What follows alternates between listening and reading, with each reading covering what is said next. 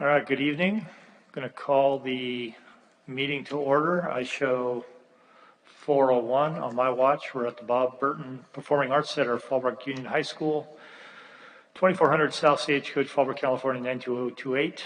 And of course, this is the Board of Trustees for the Fallbrook Union High School. Piece of housekeeping here, masks are required for all attendees and participants as per the updated guidance for the use of face coverings from the California Department of Health issued on December 13th, 2021. Board meetings are also live cast. The first thing we'll be going over is the announcement of the closed session agenda. The first one is public employment discipline, dismissal and release, Government Code Section 54957. Second is conference with legal counsel pending litigation, Government Code Section 54956.9D1. Third is conference with legal counsel anticipating litigation, significant exposure to litigation pursuant to Government Code 54956.9D2. Next would be conference with labor negotiators, Government Section Code 54957.6, which would be the district negotiator, Ilza Garza Gonzalez, superintendent, and the employee organizations, FHSTA and SEIU. The final topic will be the superintendent evaluation tool. Opportunity for members of the public to address the board on any item in this agenda now for a closed session. There will be an opportunity later granted for open session items, and that's Government Code Section 54954.3. And I don't believe there's anybody that has public comment for a closed session, so we'll go ahead and adjourn for that.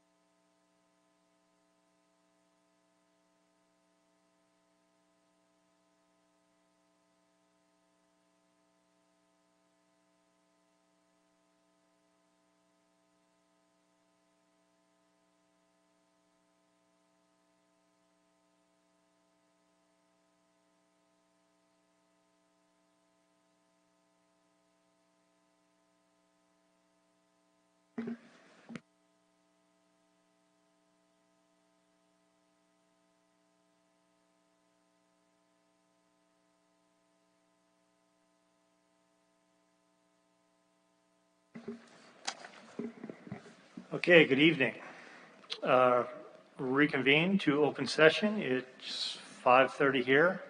I'd like to start with the flag salute. If you would join me with that, please. Please stand.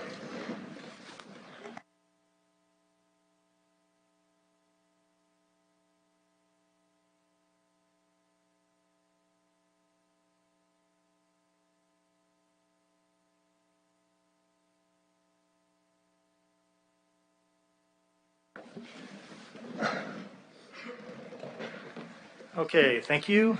Roll call. Board of Trustees. Eddie Jones, President. Present. Diane Summers. Present. Oscar Carlumpio. Present. Elon Sterling. Present. Lita Tabish. Present. Superintendent Garza Gonzalez. Present. Present. Student Representative Damon Gallegos. Present. And Student Representative Savannah Hamath. Oh! Just in time, welcome. All right, one of the housekeeping things is that all open sessions of the Board of Trustees are recorded and streamed in real time at fuhsd.net. Additionally,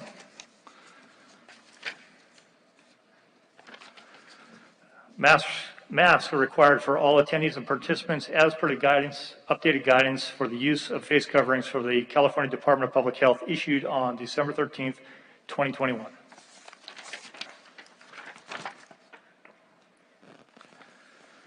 All right, review of our governing norms. The Board of Trustees approved norms are that we be respectful, be approachable, be open-minded, be communicative with no surprises, being willing to listen, being prepared, and being trustworthy. Report from closed session. There's 5 items here. I believe they are all nothing to report. The first item, public employment discipline, dismissal and release, Government Code Section 54957. Again, nothing to report. Conference with legal counsel pending litigation, Government Section Code 54956.9 D1, nothing to report. Conference with legal counsel anticipating litigation, significant exposure to litigation pursuant to Government Section Code 54956.9 D2, nothing to report. Conference with labor negotiations, Government Section Code 54957.6, which would be our district negotiator, Elza Garza Gonzalez, superintendent, and the employee organizations, FHSTA and SEIU. All those, nothing to report. And finally, the superintendent evaluation tool, nothing to report.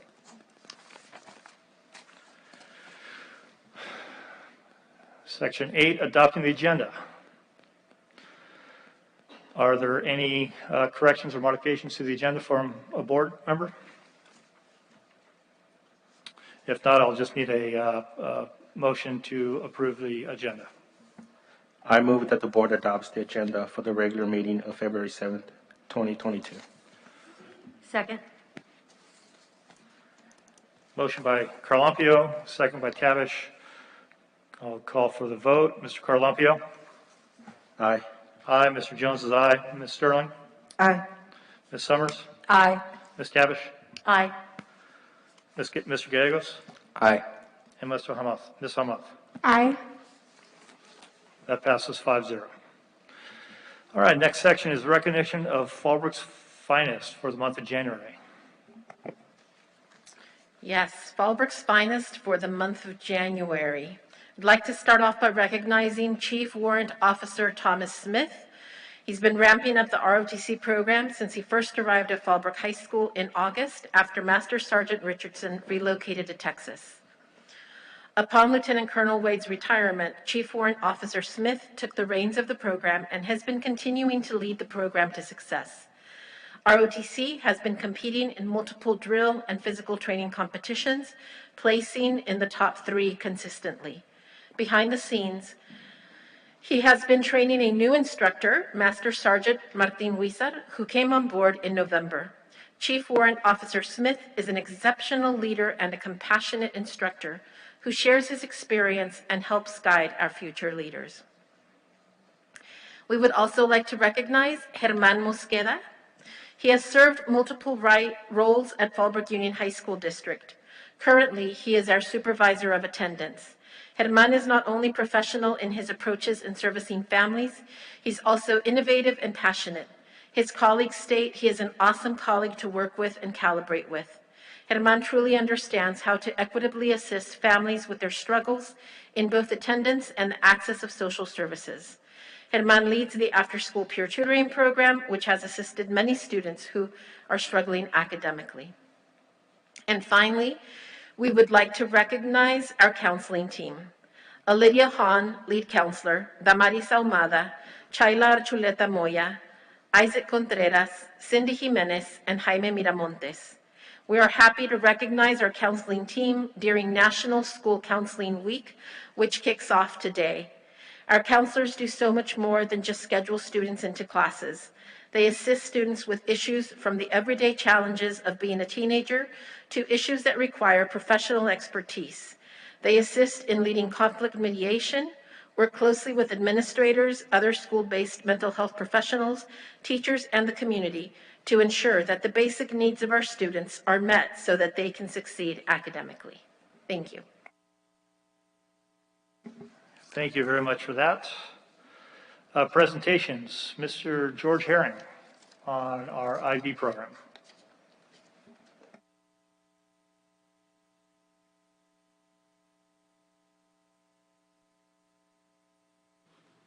Hello, it's nice to be standing before you again, and an honor to serve as your IB coordinator.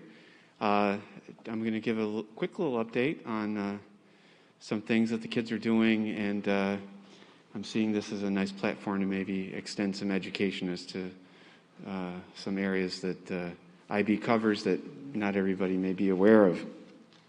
I think there's a clicker here somewhere. So.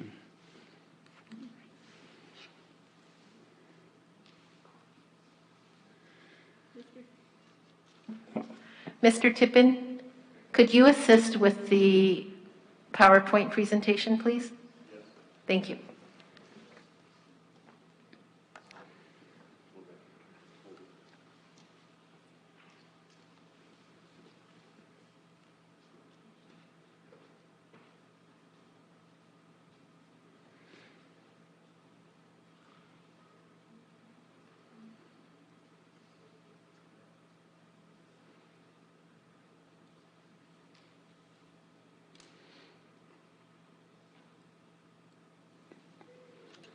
That looks like the money right there. That's good.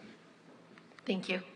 Okay, so I thought I'd anchor part of my presentation today on just the idea that our IB program is striving not to be a silo in the school, but something that collaborates with and augments and hopefully improves things that we're already doing well in other areas. And these are the few of the things I've mentioned in past times I've been up here talking with you. And I'd like to just spend a little bit of time talking about our connections with the AP program.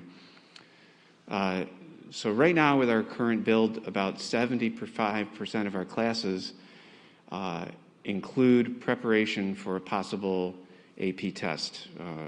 And just as a reminder to the board, IB a little bit different than AP in that you do not have to take an AP class to sit for an AP test. However, you do have to sit for an IB class to perform in all the assessments that are embedded in that course that then turn into IB credit if the scores come back high enough. And we found as we were building that some of these courses were pretty closely aligned to material that would strongly prepare kids for a possible AP test. We saw that early on, and we are kind of seeing the fruition of that now. So just some of the pictures here. These are pictures from our two IB math courses. There's IB HL, and IB-SL. The HL class, it has embedded in it preparation for the AP Calculus program, and the SL version of our class, which is the one that I'm personally a little more excited about, as there's a little more opportunity to draw in more kids that are in the middle. You know, one of the reasons we have IB here is to bring more kids into rigor. That course isn't preparing kids for an AP test this year, but by the time they get to the second year, they should have enough knowledge to succeed at the AP statistics exam. Our IB History of the Americas program is currently preparing kids to sit, if they choose, for the AP U.S. History exam. And that's a picture of our IB Language and Literature class, and the kids are currently doing prep work as part of that course for the AP language test.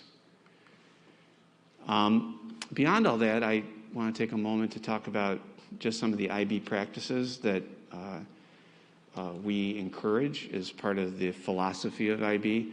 And one of these is that we haven't talked about in the past is approaches to teaching and learning.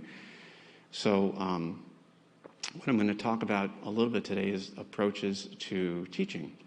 And what's great about the IB program is that the IB program says, hey, based on research, these are the teaching practices that give you the biggest bang for your buck. And when I train teachers, as I do every year since I've been coordinator, and we just started a new training round this past month for teachers interested, the approaches to teaching is meant to make you feel good, I guess, about what you currently do in your classroom, but it's also to maybe encourage you to stretch into something that you may not have done before. Is if you talk to teachers, you'll know that they kind of have a thing that they get used to, and you know, it's like, hey, this stuff is good, and now here's some other ways you can approach it too. So a couple of these things that you'll see here are highlighted on the side, and I mention all that because these aren't uniquely IB things, but they are things that IB says research shows are very effective. Skill-based learning, that's kind of teaching 101, but I love showing it in our dance class. Here you see the kids are having a seminar and building out a Venn diagram looking at different dance moves. So I think they were talking about jazz hands in addition to other moves. Things you would see in American dance culture, but then they were looking at other systems of dance from other cultures and looking at how that movement is called something different and may evoke a different symbolic meaning or do something different in other cultures. So that was really quite fascinating. Our environmental systems and society classes, the class I call our Save the Planet class, and they're strongly using a think globally, act locally approach. And here we see them learning about biodiversity by studying what's going on in Hawaii. And then later on in the second year, when they do a research component, they'll be hopefully embedding with a local organization to do some local action, whether it's through advocacy or whether it's through actual hands-on work in the community garden or something like that, to put some of this global context into local practice. If you've learned about, there's something, now this is kind of an arcane notion now, but there is an acronym we used at this school called S2SI. It was like all we did, S2SI. And now for new people coming on board, you have to explain to them what S2SI is, and that's an acronym that just means we collaboratively learn, and there is a kind of a fancier version of a collaborative model. And this is a key way the IB Spanish students are learning their material, and you can see the S2SI model there where kids are grouped up and are encouraged into conversation as part of that learning process. And I'd like to close, I always like to close with some learner profile work. I believe it is the most important thing we do in our classes. The content is just a way to get to character, and we're trying to create good citizens, people that recognize each other and respect each other's sense of worth and value as we try to build a better tomorrow. These are the 10 innate qualities that are part of the learner profile.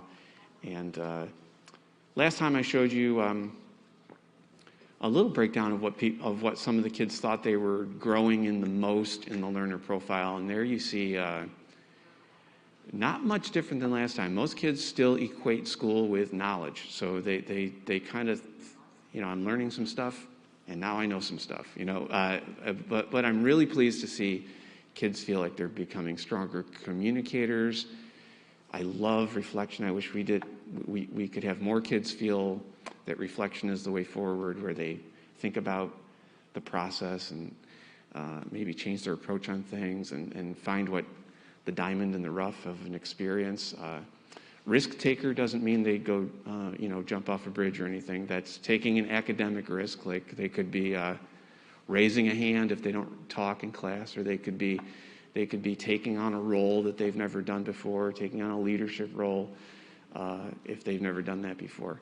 And open-minded is being willing in a group to, on a very simple level, take in other people's ideas and work with the best of the ideas to bring a project to life. What I thought I'd show you that's kind of interesting here is that the students in the IB film class, they have to sit for different roles. They learn about different roles in the film industry. And they were asked, well, okay, now that they've finished 3 films in that IB class, which of these roles has given you the biggest bang for your buck in terms of developing personally? So there you see a pretty even spread of answers there, where kids feel like they're getting a great experience in a lot of different various roles. You see cinematography kind of stands out as the biggest one, but it's great to see that kids are finding a lot of variety in these classes, and because of the variety and the way in which those classes are approached, they're finding ways into personal growth. And that's all I got to say about IB, unless you have any questions for me. Thank you, Mr. Herron, for the presentation. I do have a quick question. When will a cohort of students graduate with an IB recognition, or have they already graduated with an IB recognition? Yeah, that's a great question. So kids currently in 11th grade that started a course this year, potentially if they test out, so we currently have 2 courses that are 1-year IB courses. We have our IB film class and our IB dance class.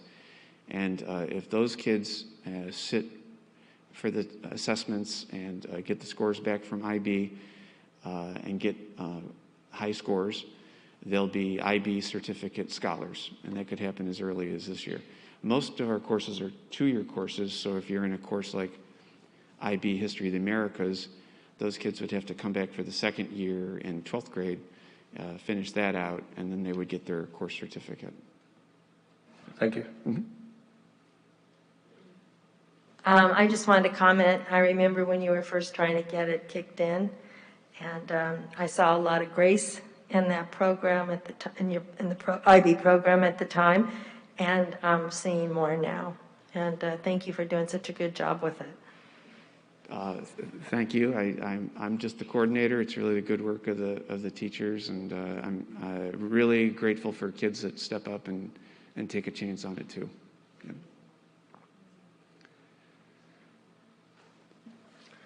Yeah. Thank you very much. Thank you. Appreciate it.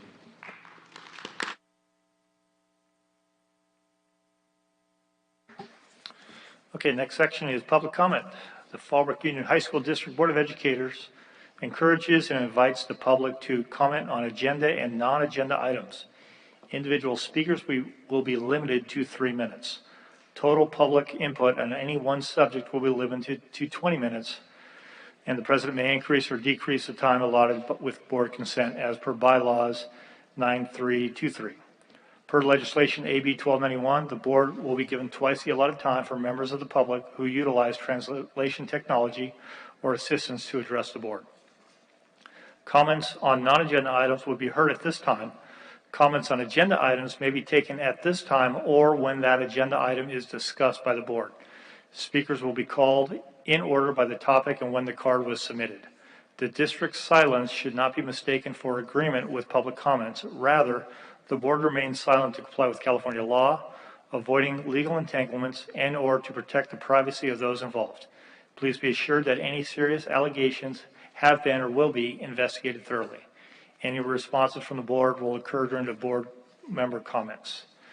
Members of the audience that are expected to refrain from any conduct intended to harass or intimidate other members of the public. We all request that everyone be respectful and courageous during tonight's meeting.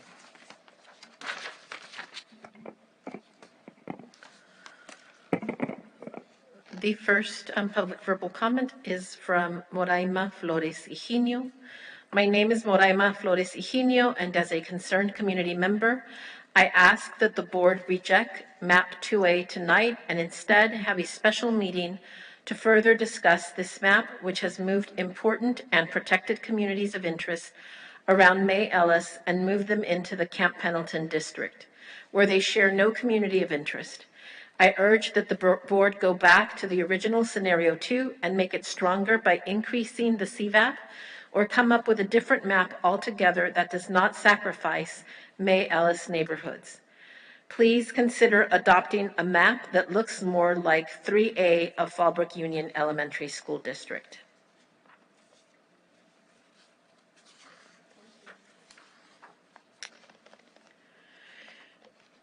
Our next comment. My name is Luis Higinio, and as a community member, I urge you to reject map 2A and develop a map that takes into consideration communities of shared interest. Currently, as you have it, map 2A will take the Latino community in the surrounding neighborhoods of May Ellis out of the downtown Latino district number 4 and place it into the Camp Pendleton district number 2. This move will dilute the shared interest of the Latino community in District 4 and will only serve to increase the CVAP of the Camp Pendleton District Number 2 at the expense of neighborhoods split off from the downtown district. I suggest that you look at map 3A as it currently stands at the Fallbrook Union Elementary School District and have your demographers develop a similar map. Our next speaker is Leticia Maldonado Stamas on redistricting, followed by Richard Wilson, Solar Project.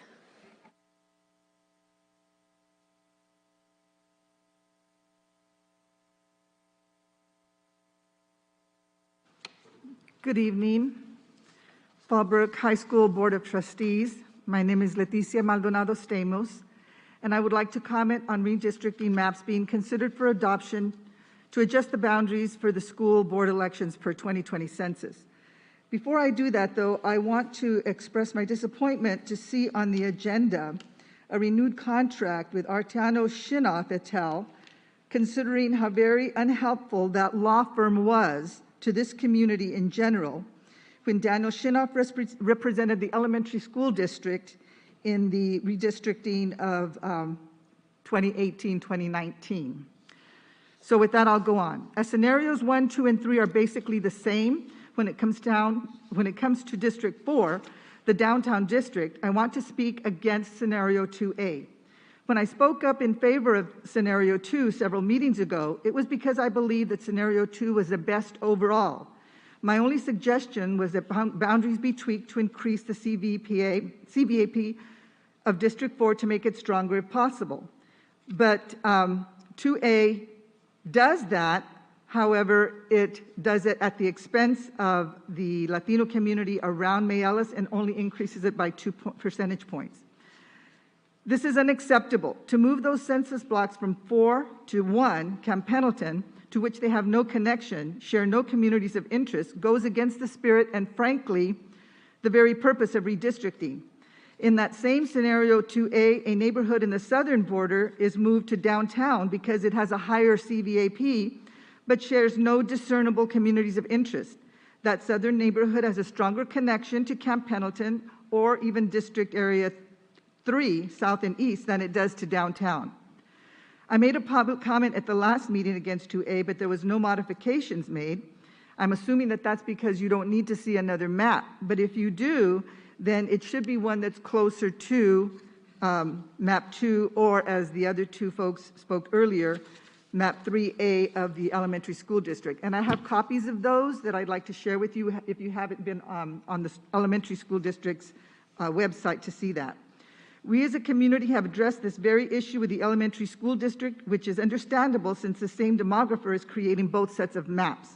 As a community, we have stressed the importance of representation when it comes to elections. Moving those neighborhoods for the sake of numbers is unfair to both neighborhoods. The elementary school board members are considering a better map this evening, 3A, which I will share with you. I know you have it in your schedule to vote on a map tonight, but you have until March 1st to submit the map to the county. I ask you to have the demographer come up with a new map again if you need to have one. Otherwise, look at map 2. Not 2A does a great injustice to the community and the families around Mayellis, and these are the families that we're supposed to be representing. Thank you.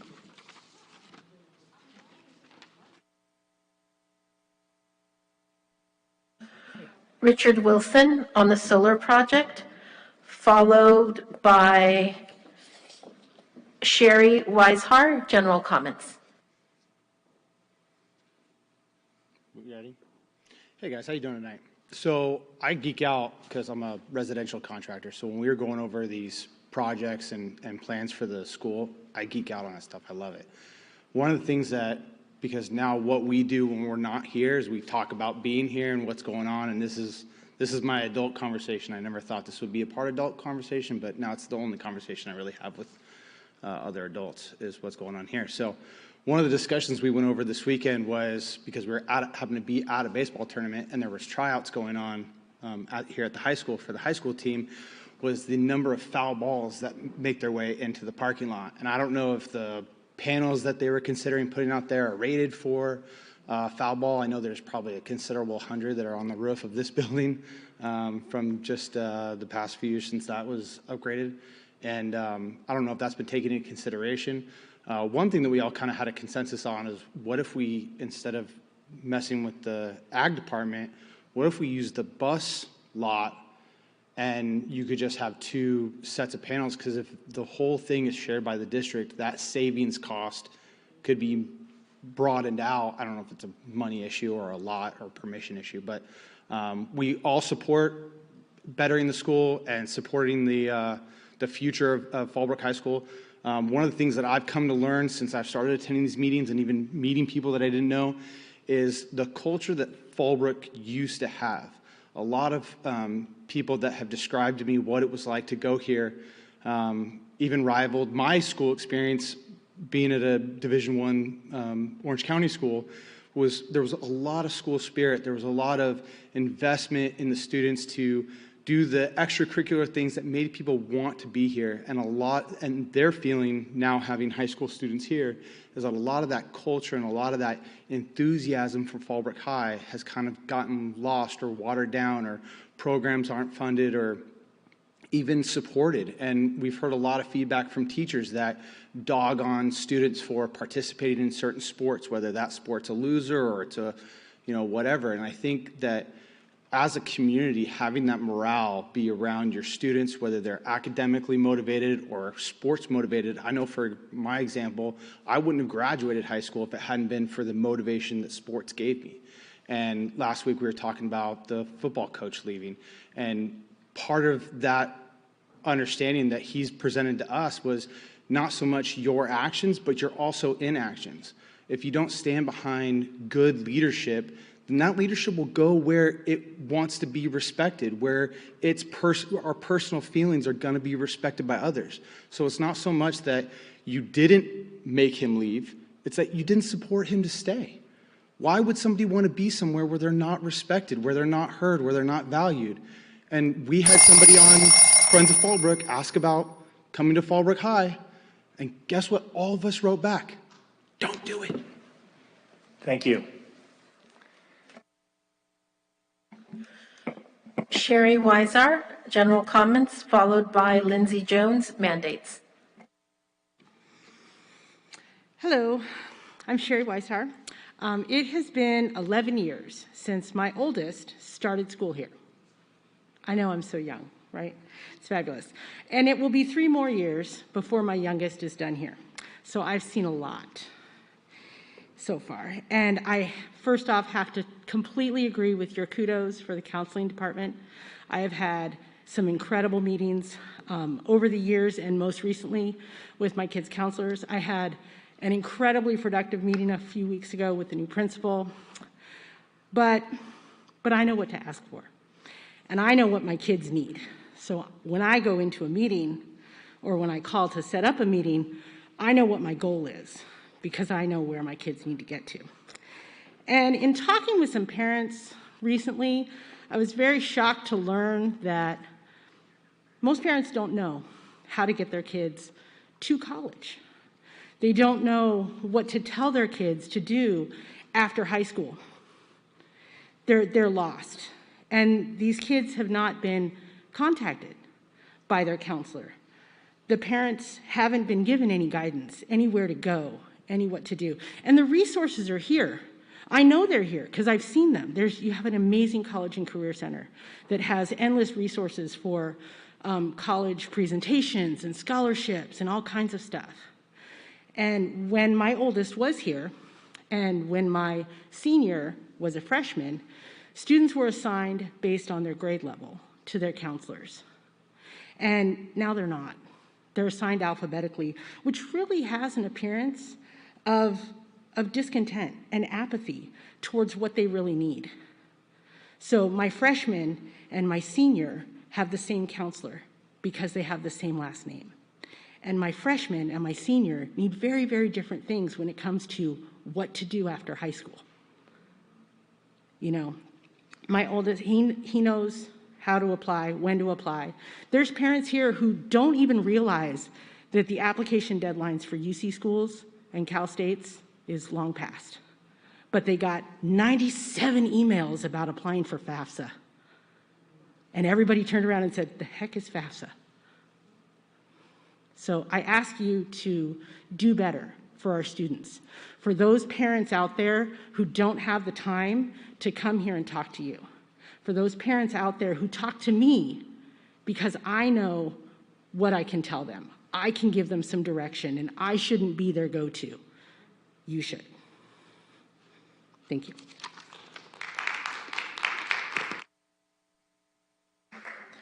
Lindsay Jones, mandates.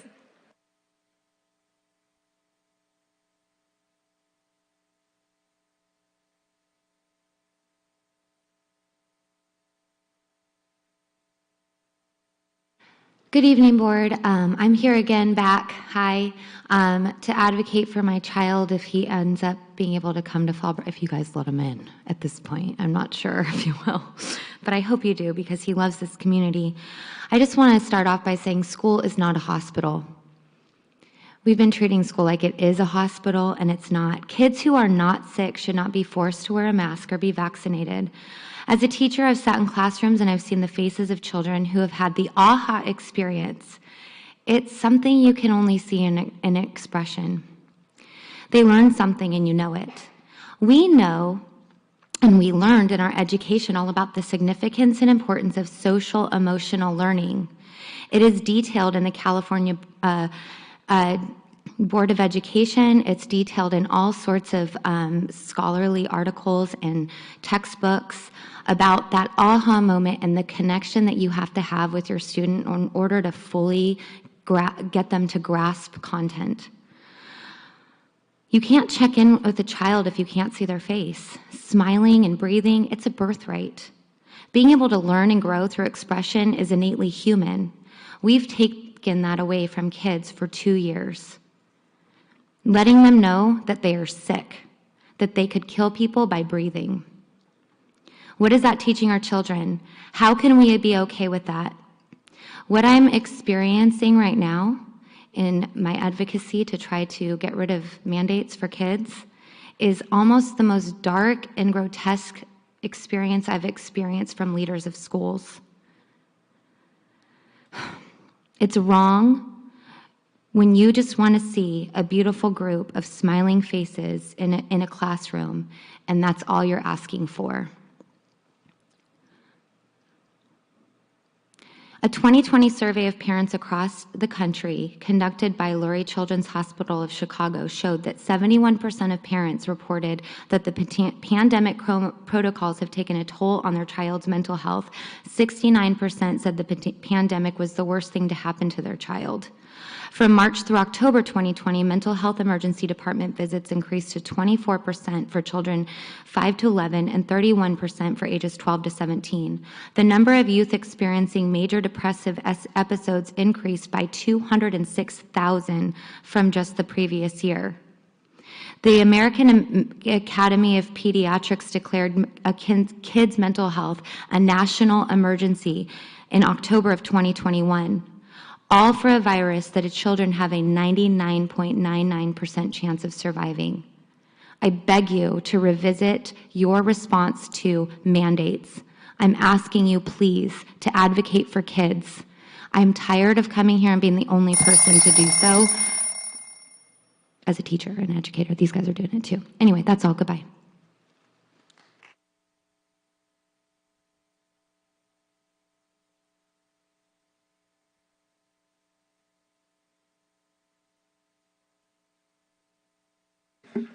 Okay, that concludes public comment. Thank you very much. I wasn't ready. Okay, communication reports. Report from student board representatives.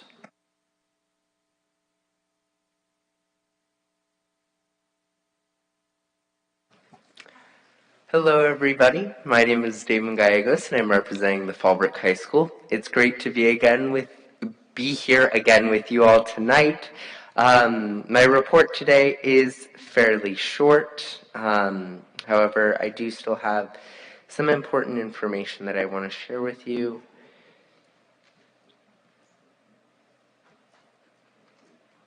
And I can't find it. Okay, so last week we were fortunate enough to have our virtual open house, which really went with a success from a lot of students and from a bunch of parents that I talked to. They said that they really enjoyed what they were able to see from our campus. I don't know if he's still here. Is Mr. Herring still here? I don't know. Anyway, I would like to extend a personal thank you to Mr. Herring for doing such great work to put all of the film aspects of that together. It really came along beautifully, and I greatly appreciate that. I wanted to note that today marks 40 school days and 40 school nights until our Smarter Balance testing, which begins the week following spring break in April.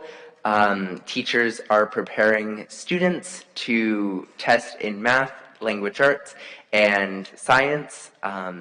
You'll be able to hear a little more about that closer to April. However, I was excited to share that fun little memento. And with that being said, that is my report. Thank you very much. Good evening, everyone. My name is Savannah, and I'm representing both Oasis and Ivy High Schools. The only report for tonight is to congratulate the students of the month, being Ellie Arend from Oasis High School and Gavin Starkweather from Ivy High School. And that's it. Thank you. Thank you, both of you. Outstanding as usual. Report from our superintendent. Yes, so Damon already spoke a little bit about it, but on Saturday, Fallbrook High School hosted incoming 9th grade students that were able to work hands-on with our students in auto tech, culinary, dance, theatro, and many other enrichment courses so that they can be better prepared when selecting classes for the coming year. So this year we did hold our virtual open house for parents, but had a 4-hour event on Saturday for incoming 9th graders and any other 9th grade students, current 9th grade and 10th grade students that were interested in finding out more about these enrichment programs. Our open enrollment window is open, and we will begin enrollment for incoming ninth grade students that live within our district's boundary on April 28th. We are entering testing season. We will start testing our English language learners with the English Language Proficiency Assessment of California, known as the LPAC, on Monday. The assessment includes a one-on-one component that takes approximately half an hour to administer to each student. Ms. Emily Toon held a training last week for those staff members that will be administering the assessment, and we are grateful for that. We have also received free at-home COVID tests for our employees. They will be distributed next week. We received the ones for students in January. During the week of February 21st, when students aren't on campus, our facilities will be undergoing much-needed repairs, and we will be finishing up some of our construction projects. The one that we are most excited about is the outdoor amphitheater known as the Bowl. We're hoping that the last shade sails for the outdoor amphitheater are installed at that time, and that when our students return, they return to an improved campus. Thank you. Report from board members. Start on the far left. Nothing to report at this time. Thank you. Nothing to report tonight. Let's see, most of the, couple of the things that we want to talk about that were addressed, I think we're going to talk about later. Solar, correct? As well as the map. We're going to be discussing that under that agenda item. I also had the opportunity with our superintendent to attend the Student of the Month ceremony, which was held off campus. And I just want to say it was a really wonderful experience. It was probably, I think as you put it, the highlight of your week. It was a really, really neat experience to see 5 students from our 3 schools and the awards and the accolades they got, both from their parents and their teachers who sponsored them. The other wonderful thing about it is that it was a community-driven ceremony, in that it wasn't the school putting it on. It was the community stepping up and recognizing these outstanding people. If you haven't been to one of those, I would recommend checking it out if you have the opportunity. Other than that, nothing to report. Thank you. Yeah, I have 3 things I want to report based on parents, students, and community. Number 1, I spoke to La Familia Rivero, the family Rivero, a couple of days ago. She shared with me something amazing that happened in the JV girls basketball team. She does have a daughter who is part of the SPED community, but the JV basketball team here in Fallbrook made her an honorary team member and got her a jersey. So we spoke a bit. She was very happy about that. She felt it was a really great moment for her daughters, because she does have a daughter in the JV team. So it was just a really great moment for everybody, where the community came together and they supported one another. And it was on top of that, they won the game. So it was a really great night for La Familia Rivero and for everybody else who attended and was able to witness that. Second, for students, so that's for parents. The students, I want to congratulate students Padilla and Duncan. I had read online that they were accepted to Ivy League schools, and our local newspaper had shared that earlier. So I was just really proud of the girls. They are both part of the rugby team, so that really speaks of high value of the rugby program that's going on. It's really impressive. Both girls were accepted to Ivy League schools, and very, very proud of them. And lastly, in terms of communication, I did, when folks do share that there isn't enough outreach, there isn't enough communication, I really take note to that. I do want to say that we have somebody who shares information about events, about programs going on in our school. If you could follow the district's page online and Twitter and so on, and you can stay tuned with what's going on in our schools. If anybody has any suggestions on how to improve it, please let me know, and we'll be able to support with that. So that is it for me. Thank you. Nothing to report at this time. Thank you. Agenda items. Superintendent and Human Resources. Our first item is informational. We have Attorney Dan Shinoff here, who will provide the board with an update regarding the COVID-19 vaccine protocol. Good evening, Honorable Board, President Jones, Superintendent.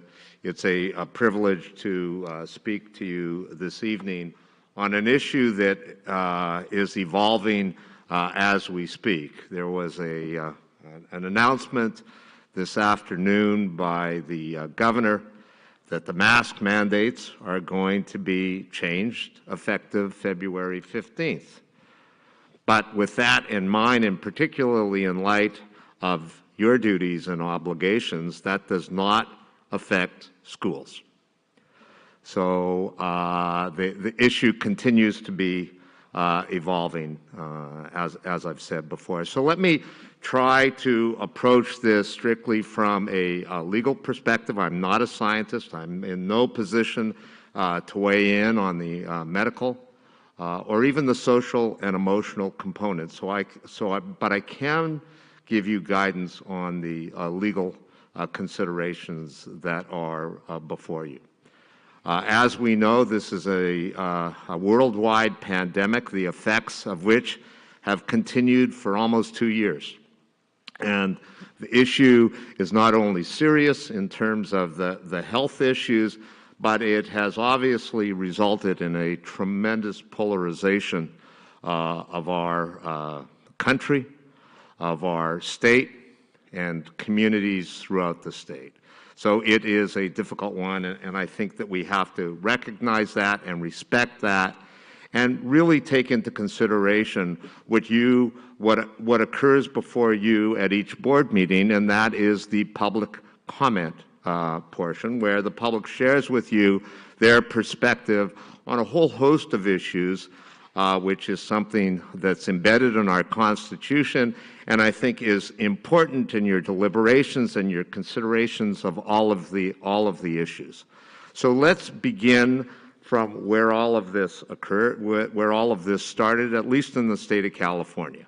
We know that in March of 2020, Governor Newsom issued an executive order. That executive order was wide in its application and created issues, particularly for you as board members, for your consideration. But there's something that occurs even before that. When you are elected into office, you take an oath. You take an oath to uphold the laws of the state of California, and you effectively become constitutional officers. So you are upholding the Constitution of the state of California as well as the laws of the state of California. You may have personally a different perspective on any particular issue, but you do not have a choice as elected officials in terms of following the laws of the state of California. And why do I say that? I would refer you to the government code. And what the government code says to us is that if you neglect to follow the laws of the state of California as elected officials, you subject yourself to criminal prosecution, which obviously has some serious implications on a very personal level. But what comes with office comes serious consequences. So as we dig deeper into this issue in terms of the responsibility of an elected board, and I'm quite certain that the community understands that what comes with this position is a great deal of responsibility. You take your duties seriously. You prepare for each board meeting. You come up with policies that affect the students and the staff. So there's a great deal of work that goes behind that, and sometimes one could have the impression that you are able to cure all of the perceived wrongs and actual wrongs that exist both in society and in our schools.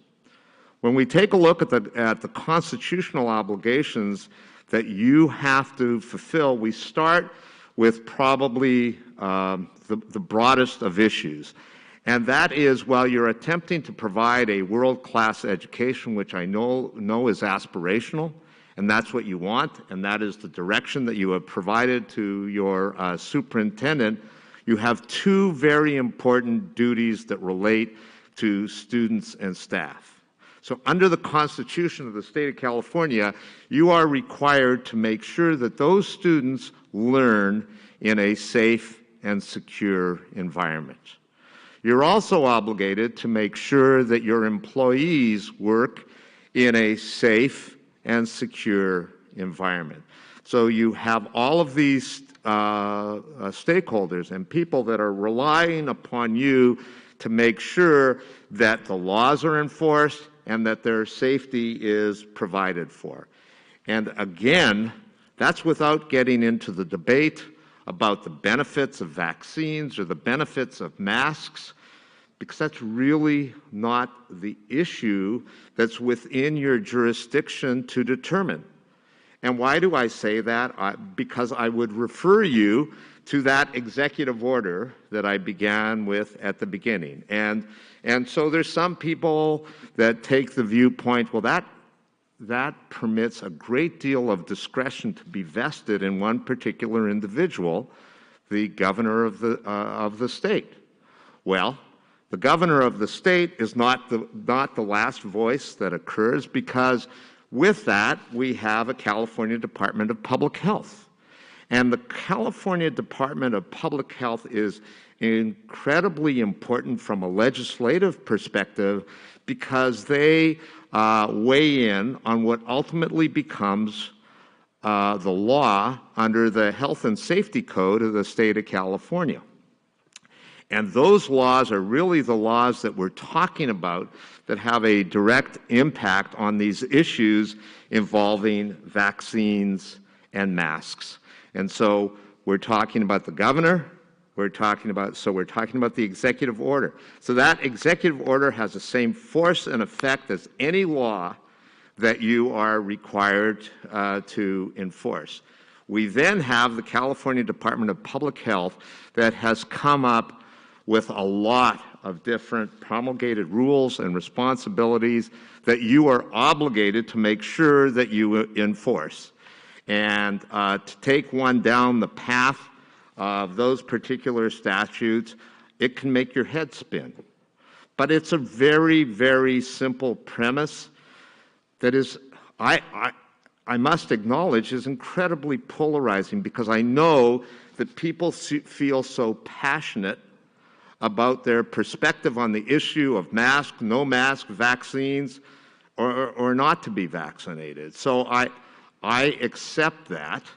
And so we then take a look at the delegation of authority from the governor through the California Department of Public Health to county public health, also having the same full force and effect as all of those laws that you are obligated to follow. And as I'm sure your superintendent could share with you, particularly in the spring and fall of 2020, continuing into 2021, your superintendent and superintendents throughout this county were receiving weekly, biweekly information that was being pushed out to them in terms of expectations from county public health. And I assume, Madam Superintendent, that you heard and participated actively, asking all of the questions that you needed to know as the leader, as the superintendent for this district. Fair statement? Yeah, okay. So we take a look at all of these organizations, and then we take a look at the judicial side. So we have the executive, we have the legislature, and then we have the judicial. So I would refer you to a case that goes back to 1905. Seems like a long time ago.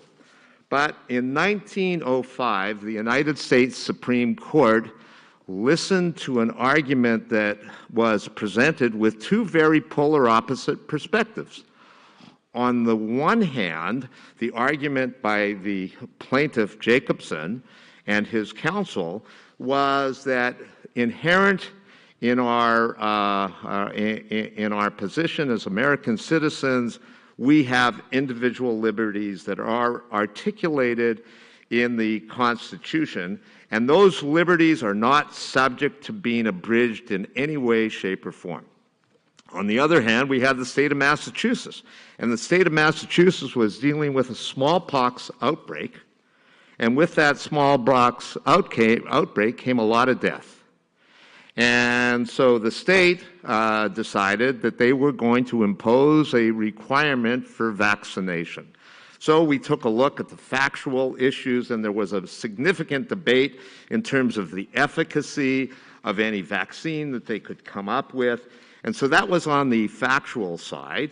And then the justices that had to deal with this very complicated issue, the one thing that they articulated very clearly in their position, in their ruling, was that with those individual liberties, there are constraints. So there is balance, and we're balancing the right of the individual and those individual liberties with the police powers of the state. And those police powers include the protection of the public health and safety. And so in that particular ruling, despite a worldwide pandemic, they ruled in favor of the state, and they said that that was within the police powers of the state to enforce that mandate by the state of Massachusetts. And if you take a look at that particular period of time, obviously there was a lot of controversy that was associated with that decision. And keep in mind, in order to get to the United States Supreme Court, that case had been building up for years before, and there was debate among scientists and debate among lawyers, but ultimately the United States Supreme Court weighed in. So why am I talking about a decision that goes back to 1905? Because history, for some strange reason, continues to repeat itself. So after smallpox, we had the Spanish flu. And now, almost 100 years later, we are dealing with the ravages of coronavirus. And now with variants, either the Delta variant or the Omicron variant.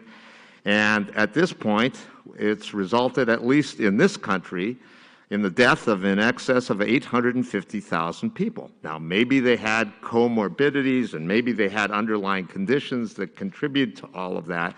But I don't think that our judiciary can simply disregard those sorts of issues. So locally, we've also seen action on this particular front. So the board for San Diego Unified decided that they wanted to be proactive on this particular issue. So they were as bold as to weigh in on vaccines. And so that case was heard before a judge in the downtown Superior Court by the name of John Myers, a very bright and capable jurist. He listened to the argument, he was presented with all the facts, and he told the Board of Trustees for San Diego Unified that they jumped the gun. You jumped the gun in terms of mandating vaccines for students, and that was not yet within your jurisdiction. You don't have the authority as of yet to make that kind of decision. And I think that there is a lot of anxiety around the issue of what is the California Department of Public Health going to do about this issue of vaccines. And parents are very passionate, obviously, about that issue. I'm a grandparent. I certainly understand the significance of making those decisions for children, for young children. We have vaccines that have been fully approved, those that haven't been fully approved. So we're seeing an evolution of this issue in terms of the science. But Judge Myers was very clear. He said that when it comes to the adults and to staff, you acted well within your authority. You didn't have the authority yet in terms of the vaccine issue. So I think that school districts, certainly throughout the state of California, are struggling with these issues because They hear the voices of their staff, they hear the voices of their students, they hear the voices of the community, and the expression of differences of opinion. But what I think it's very important for you as a board to understand that there are limitations that exist that you are simply not able to make the kind of decisions that the community may want you to make. So in 2021, you are members of the San Diego County Joint Powers Authority, which is your insuring agency, and it's a self-insured pool that you participate in. And that's very important to you, and something that may be completely insignificant to the average community member in terms of the day-to-day operations. But I know that you take your responsibilities as elected officials to be guardians of public funds, to be guardians of what is referred to as the public fisc. You want to see every dollar go into the education for your kids. And that's how you're going to get the world-class education that you are striving for. So the County Office of Education was glad to report that they were able to get coverage, insurance coverage, for COVID-related issues. And it was very tough to get that because the market is deathly afraid of the potential liability that's going to be associated with that. And around the same time, the state of California issued another law, and they said that in terms of employees who sustain COVID, there is going to be a presumption that they sustained COVID at the workplace. And so this creates tremendous liability for the district. So the inverse consideration from your JPA is, well, what if we have a board that decides, you know what, we're not going to follow the law, we're not going to follow the mandates, and we want to be bold, and we want to take this on because this is our individual perspective, and all of those agencies don't understand the uniqueness of our particular community. Well, the problem with taking that position is that your school district runs effectively bare without any insurance. The other thing that I'm sure none of you really signed up for is if you choose to disregard the law, you then have individual liability. And that is a frightening concept, simply because you become the insurance agency for any claim made against the district. I respectfully submit that's unfair. That's not what you signed up for. But I do understand that the insurance industry frequently looks for positions of non-coverage, and particularly on an issue that has such significant potential exposure to the insurance industry. So I'm happy to entertain any questions that you may have on this very difficult issue. I suspect that you've received all kinds of emails on this subject. I'm sure that you've received phone calls. I'm sure that the public has presented very passionately, I heard this evening, very passionate presentation in terms of children, and completely understandable, but I'm trying to make sure that you understand the lane within which you are restricted. I think it's important for you to understand it. I think it's important for the community to understand it, that when you took that oath to follow the law. So I thank you for your time, but I'm happy to answer any questions that you may have. If we decide to go, Fallbrook Union High School District decides to go against the state mandates, would we be able to keep our schools open? Yes. Yeah. I mean, in terms, perhaps I misunderstood your question. The masks become a little difficult for me. No, if we were to go against the mandates, go against the laws, would we be able to keep our schools open? Okay, so let me tell you about OSHA. So occupational safety and health. So it's their responsibility to make sure that employees work in a safe environment. We have a mandate that requires universal masking on the school campuses. So if a member of the community were to complain that the school district is not enforcing the mask mandate, Cal OSHA could literally shut you down. So I apologize. I didn't hear your question correctly. So the answer is no. You have no choice. Yeah, you have no choice. The school would close, The and we would not be able to have any education going on here. That is not hyperbole. That's what would happen. Cal OSHA takes their responsibility very seriously. So if you were to say no more masks, we're not going to require that there be any masking for students or staff. It's optional. We're going to give it's a matter of free choice. Yes, you run the very real risk of your schools being shut down. Yeah, isn't there also, I've been hearing of a consequence, a personal consequence to any board member that would be up here, that involves a fine and I think possible 6 months in jail. Jail right? time, yes. That's. Could you explain that, please? Yeah, certainly. So let me read that provision of the California Government Code.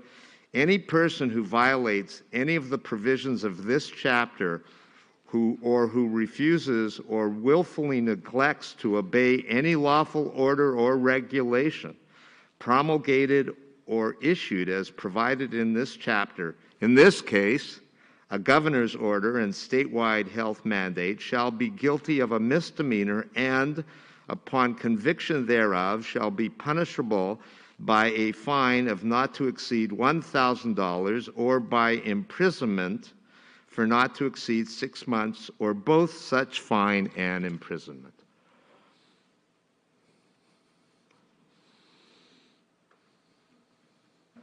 So in summary, the school would shut down. Yes. And the board members can be fined up to $1,000 and or imprisoned for up to 6 months. Yes. And keep in mind, and this is a phrase that I've heard before by learned colleagues, but you know, the laws in the state continually be amended and modified. Much more difficult when it comes to repealing constitutional provisions. You still have that constitutional obligation to provide the safe and secure campus for kids and a safe and secure campus for staff. So the answer is yes.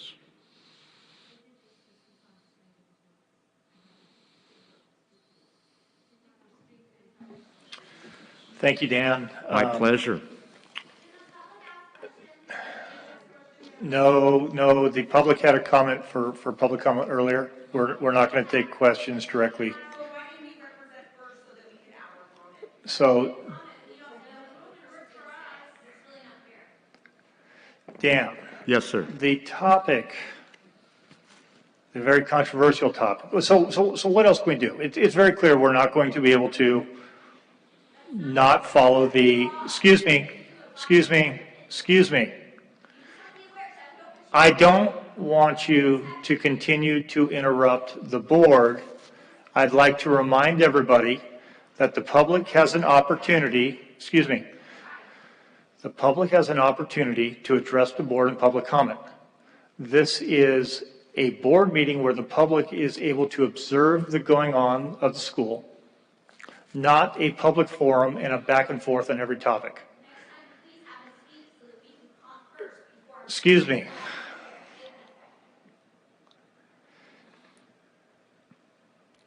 Thank you, Dan, for giving us a good rundown of how we can't follow that. Okay, ma'am, I'm going to ask you not to speak up again, or I'm going to ask you to leave. Thank you. You're very welcome. What I'm trying to get to is there's the topic that has been circulated, or the suggestion that we do some sort of a letter of or a resolution from the board. My question is, what will that do? There have been a number of schools throughout the whole state that do this. Is that effective at all in changing what happens up in Sacramento? I personally believe that it is important that the constituents of this state be heard. There are very strong viewpoints on this issue on both sides of the aisle. The other issue that is, at least from my experience, is significant, and that is a lot of people show up at school board meetings. This is the local body politic. You are extremely important to parents and families and to staff. So is it more likely for somebody to show up at a school board meeting than to show up to Sacramento to speak to their legislature? Absolutely. It is. So is there a way of making sure that everybody's voice is heard? One of the ideas that has been floated is to make sure at least a board share with the elected officials in the state and in the county that this is what they're hearing without taking a position. It's simply a matter of pushing information out to the elected officials that really work in the area of legislating in this particular area. So we are hearing lots of things. Yes. And we're hearing two very opposite opinions from the public. Right. There's really no middle ground on this. Right.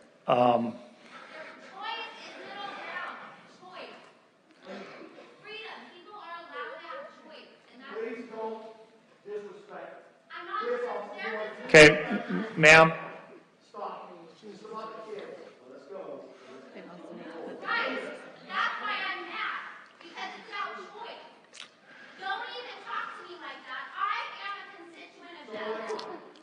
Okay. Don't talk to me like that. My mask is on. Put it over your face, please. It's going to be gone in a week. What is the point? We just heard what the point was. Please put your mask on. My mask is on, just like everybody else's. I'm sorry. It's choice. I'm very sorry to be upset, but this is frustrating. I'm sorry. I will stop. I'm sorry. I didn't mean to yell. We can take a break to regain control of the board meeting if you wish. Good with everybody? 10 minutes? Okay. We're going to take a 10-minute break. Thank you.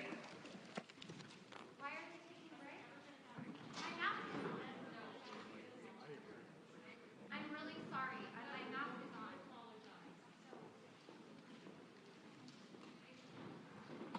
No,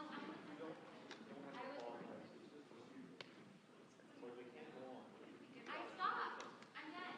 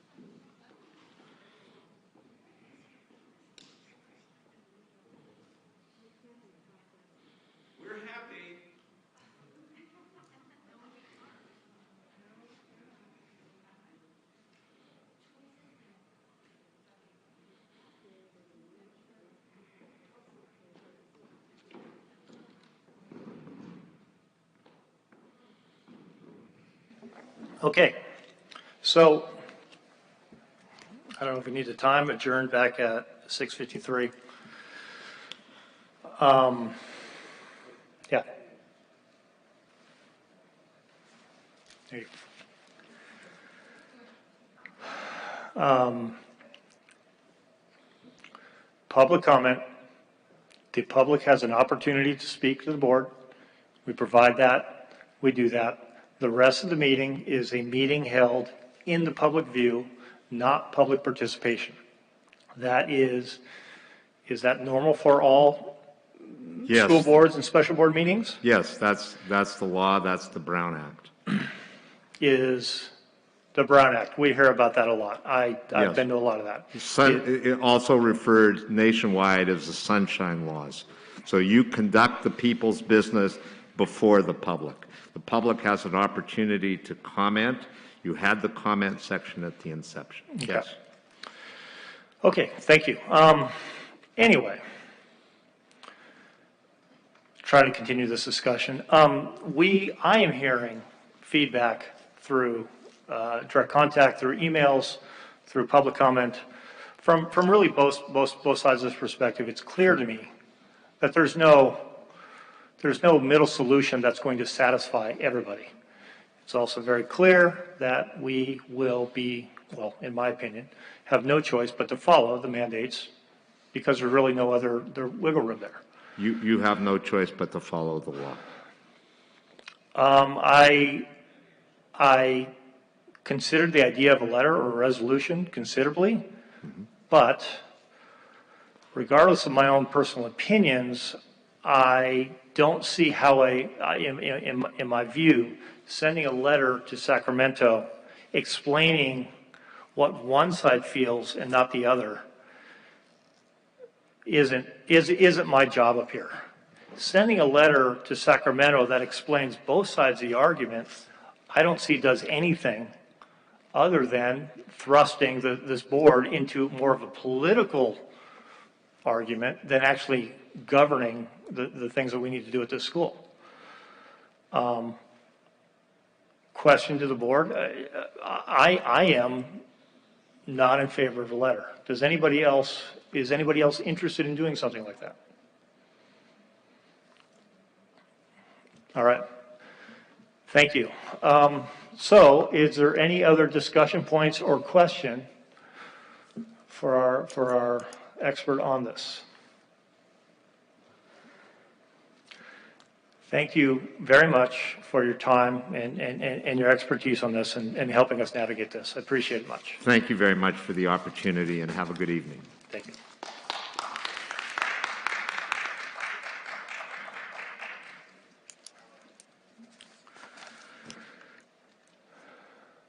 Okay, item number 2, is that you? This is an informational item, revised new and deleted board policies and administrative regulations and exhibits. The revised new and deleted board policies and administrative regulations fall under board policy AR and exhibits 3000, which are business policies. Ongoing reviews and updates are necessary with board policies and administrative regulations. The review enables the district to ensure the policies, regulations, exhibits, and bylaws conform to state and federal law. The district also compares its policies, regulations, exhibits, and bylaws with CSBA, the California School Boards Association's recommendations. Implementation of these proposed revisions should support district efforts to help students attain the goals identified in the LCAP. These items are informational only for first reading and will be placed on the next agenda for action. Thank you. Number 3 is an action item, review, revise, delete, or is this number 3? Mm-hmm.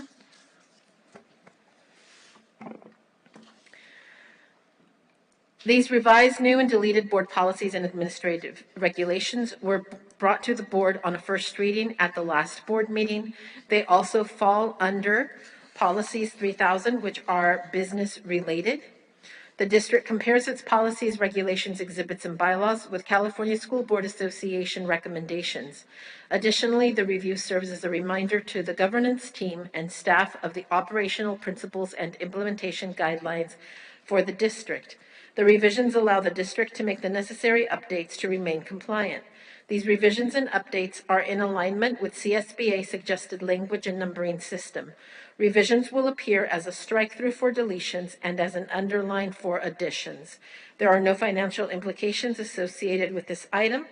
I recommend that the Board of Trustees approve in the second reading the revised, new, and deleted board policies and administrative regulations as presented. I move that the board approve in the second reading the revised.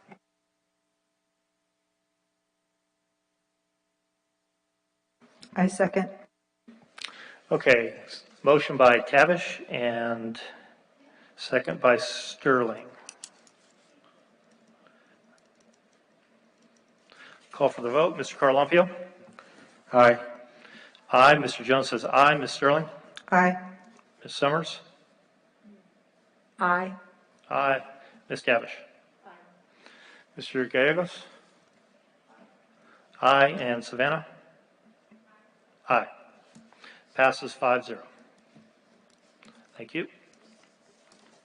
Okay, action or review item number 4. This would be the trustee area boundary map for the 2020 federal census data. Yes, we have Ms. Carolyn Scholl, Senior Director of Cooperative Strategies, and Ms. Janet Mueller, attorney with DWK, who will review the different scenarios regarding the revising of the trustee area boundary map based on the 2020 federal census data to provide the board final opportunity before making a decision. Thank you. Do we have the presentation? Oh, thank you. And it's this one, right? Okay. Good evening, trustees, superintendent, members of the public. I'm here tonight to go over the scenarios that have been presented for your consideration for adoption and to answer any questions that you might have about them.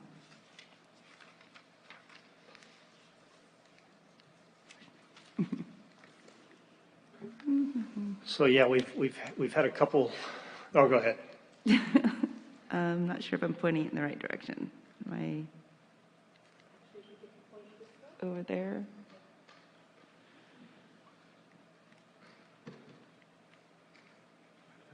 Oh, go ahead.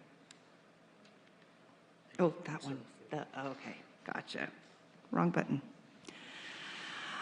So just to review, we received the California Department of Finance's validated census data in late September. We looked at those data, the impact of those data on your trustee areas, and found that there was a total variance between your largest populated trustee area and your least populated trustee area of 33.1%. This is over the 10% variance allowed. So we put together some scenarios to bring the district back into compliance. The two main goals in making these, bringing you into compliance was to make minor adjustments to try to bring you into compliance and also maintain the majority-minority district that you have currently in Area 4, Trustee Area 4. All of these scenarios try to respect that, and the Scenario 1, all of these Scenario 1, 2, and 3, all bring the Hispanic Latino CVAP in Area 4 down from 54.1% to 52.6%. And they all bring your variance down under 10%. So they're all acceptable choices.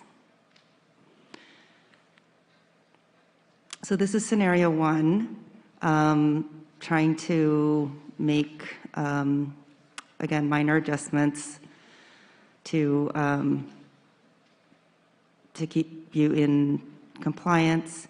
This scenario tried to make the least number of changes, the changed census blocks, and therefore has the highest variance of all of these scenarios. So the variance is 8.3%, and as you can see, your trustee area 4 is at 52.6% for your Hispanic Latino CVAP. Scenario 2 was trying to bring that, go a little bit further than scenario 1, trying to bring your variance down further, while also, again, maintaining your majority in area 4. And this scenario brings your overall variance down to 5.4%. And this is what scenario 2 looks like.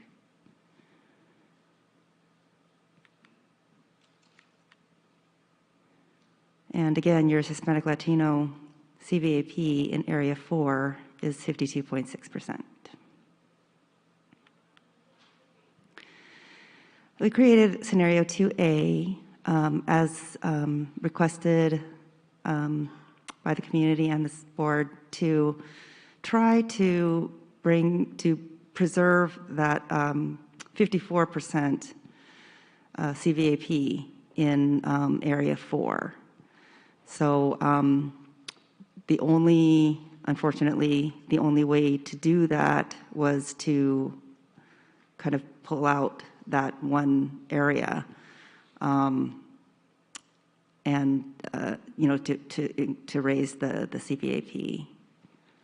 So this scenario actually increases the CVAP in area 4 slightly to 54.7%, and brings your total overall variance down to 6.9%.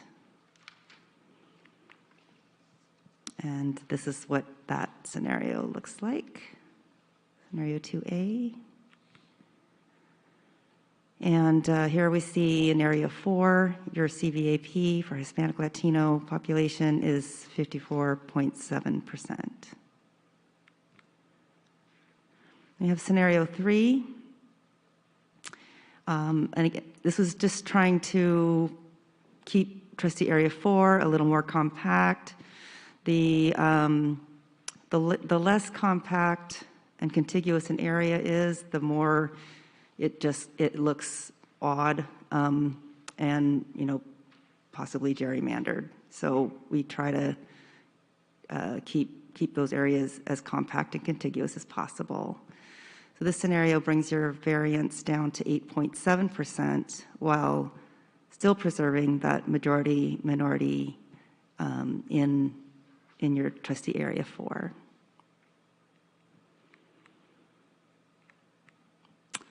And this is what that scenario looks like, scenario 3.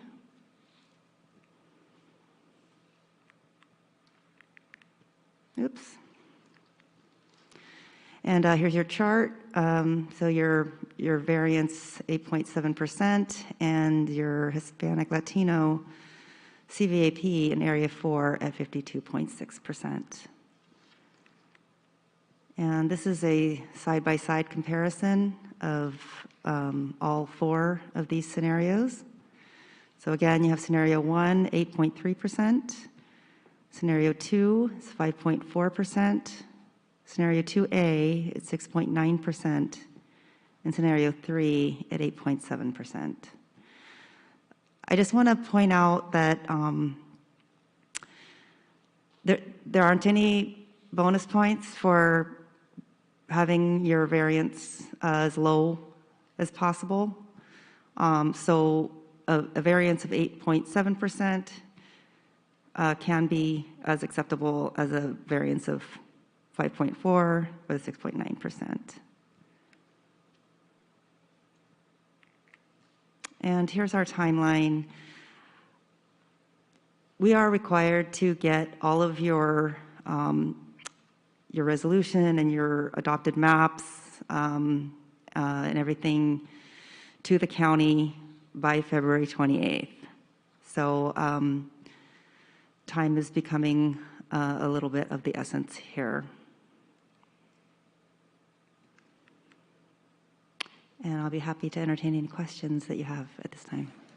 Yes, the reason that we can't do a map that looks like 3A from the elementary school is because our area of the district is much different than the elementary school. Is that true? Yes, so your district is not exactly the same size as the elementary district, right? So you have a lot more population in your district. I was just looking at the ideal population at the elementary district is, I believe it's 13,505. And your ideal population here it was 13, yeah, it was just under 14,000. So that's a big difference. The challenge for both districts is that in order to maintain that majority in trustee area 4, we can't add too much population to it. So it has to remain fairly low. And the challenge is keeping it fairly low to maintain that majority while staying under the 10%. And as you can see, your scenario 3 is at 8.7%. So if we were to, scenario 3A at the elementary district reduces the population in their area 3, your area 4, to I think 13,505, to significantly lower than your ideal trustee area size. It's not as low compared to their ideal trustee area size. Does that make sense? So one of the differences is Vallecitos is a feeder district to us, but it's a separate district from Fallbrook Elementary. And that's part of the reason why we're larger. I'm just, I like to, because of May Ellis situation, they're a very tight-knit school district, and that wouldn't work out if they were split up. Yeah, so we have here scenario 2 from FUHSD, and we have scenario 3A from FUESD. And I noticed that both boundaries in District 4 were extended similarly closer to Moro Street. Now, I know that you're not aware of the names of the streets, but they were extended fairly similar. I did notice that FUESD 3A extends a little bit closer towards into area Duluth, 1. right? Into Duluth, if you see that here, where the scenario 2 for FUHSD is still the same line as how the redistricting happened 2 years ago. So what I look at when I try to preserve that majority is I select out all of the census blocks that have a Hispanic Latino CVAP of 50% or more. In order to keep the variance, I had to capture those blocks that you're referring to up in the north. But it wasn't ideal. The CVAP wasn't as high. So that's part of the reason I had to carve out those blocks that in your district that were of a lower CVAP.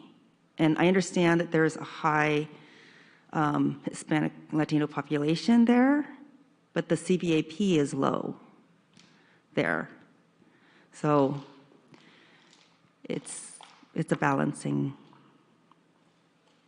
act. So we've done several meetings and workshops on this. I think from the beginning, first of all, the area we're talking about, which would be District 4, is unchanged in all the scenarios other than 2A, is that correct? Correct. So in those workshops we had, we liked scenario 2 back then. It was kind of our favorite. However, it didn't have as high of a CVAP as maybe we wanted, or as maybe as high as it used to be. So we tried to explore that at some of the workshop, like at the library, and we didn't see any obvious ways of fixing that. There were a lot of ideas, but they just didn't work because you can't split a census block in half or something like that. Is that basically kind of how? Correct. So we instructed you to try to find a little bit more of a way of getting that CVAP higher and still keep it within the 10% variance. And that's how we got map 2A, just so that we would have an alternative to look at. Right. It's clear that 2A doesn't work for some people. They don't like that. I honestly don't either. I'm happy with map 2. But my question is, regardless of the amount of time, is there really much more we can do to optimize from map 2, or is that pretty much as good as we're going to get in your opinion? That's pretty much, I don't think that you're going to be able to achieve a 54% CVAP in area 4 or higher without removing that population in that census block. So the board, we've got a couple choices here. We're running out of time. We can vote tonight on a map. We can try to shoehorn in another special meeting or a workshop to do this, which I don't even know if that's possible. So I heard a couple different dates, but you're saying that the deadline is February 28th? February 28th. Okay. I thought I heard something earlier about March. Is that not true? Well, by March 1st. It's Okay. by March 1st, which would be the 28th. What would the board like to do? Any more questions or discussion? Mr. President, I submitted a card to speak on this. May I speak? We did call you for that on the redistricting.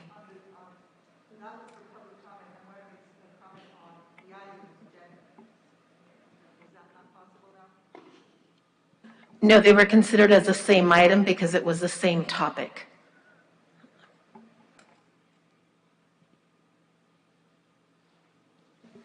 Any more discussion? Do we want to move on a map?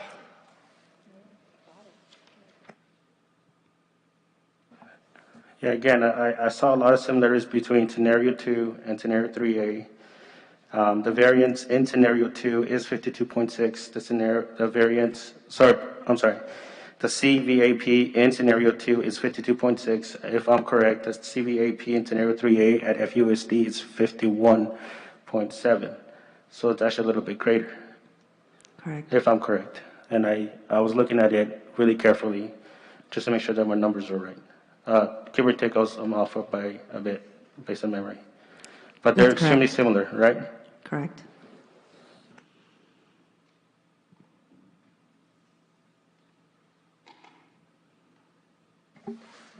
Okay, any other discussion?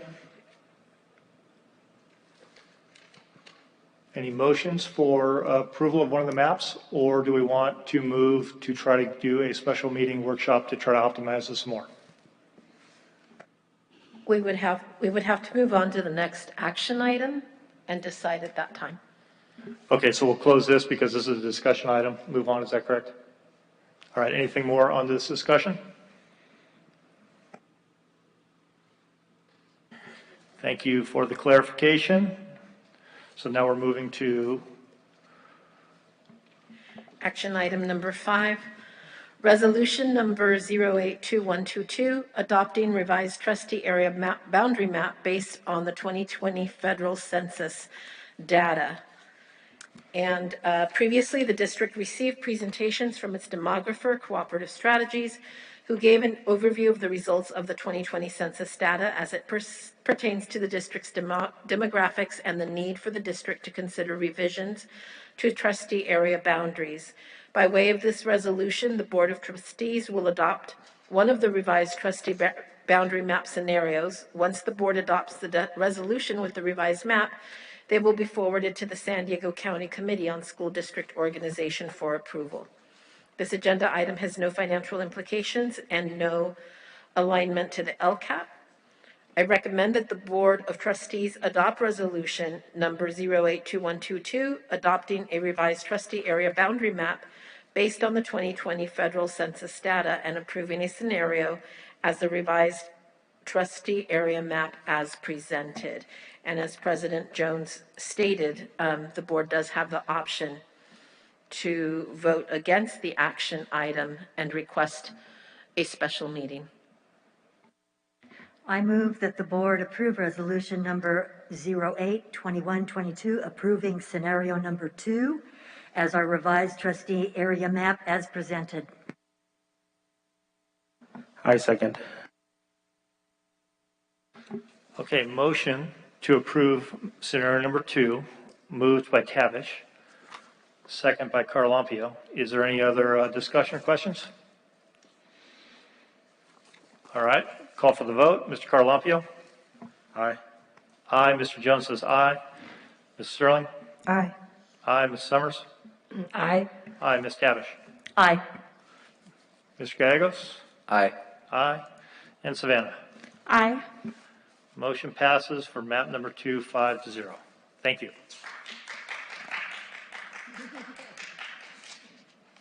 Okay, business services.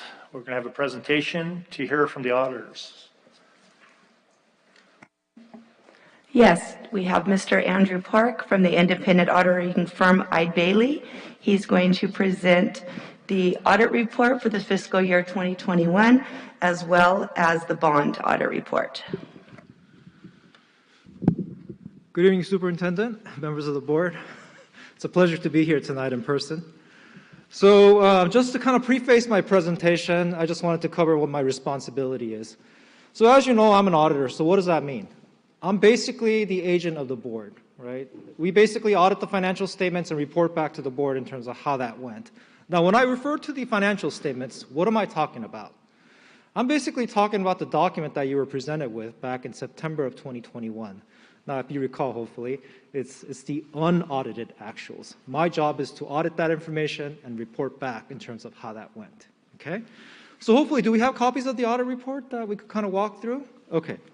So why don't we flip to page 83 of the primary audit report, the thicker document? Yes, sir. You're going to see a header of summary of auditor's results, okay? Now, audit report, as you know, is a technical document, and as members of the board, you don't necessarily have to read the entire document and try to understand it. It's rather hard to understand it if you're not an accountant. However, I think at a minimum, it's your obligation to at least look at this page and just get a feel for how the audit went. Okay, so before I get into the results of the audit, I'd like to kind of preface it with some technical lingo that we use in the audit industry. So when we come and audit the financial statements, once we're done, yes, sir. Page 83? Yes, page 83. Says none reported. 81. 81. Andrew, it's 81. Oh, I'm sorry. And the bound. I think the page numbers changed when it was bound. Oh, okay. Sorry about that. Thank you. Thank you, sir. Page 81. It's headed by summary of auditor's results. Sorry about that. So before I talk about the results, I'm embarrassed now. So in terms of what we do, we basically come in, audit the information, and render an opinion. Now, in terms of an opinion, we render it based on varying levels. Highest assurance being an unmodified opinion, followed by a qualified opinion, and lastly, a disclaimer or an adverse opinion. Now, if you could keep those terms in your mind as I go through each of the sections. So on page 81, Mr. Jones, you see 3 sections that we primarily focus on. First is the financial statement. Next is federal awards or federal compliance. And lastly, state compliance. So let's go through each of the sections and just kind of go over the results. As it relates to the financial statements dated June 30, 2021, covering 2021 fiscal year, our opinion was unmodified. We rendered the highest level of opinion as it relates to the district's financial statements. Now, we are accountants and we do a lot of number crunching, but on the flip side, we do a lot of review of the procedures. We're basically experts of looking at financial procedures, and we call this internal controls. Fallbrook Union High School District being a governmental entity, there's a requirement that the district has to follow, and basically the auditors have to report. And this is what we would call the government auditing standards.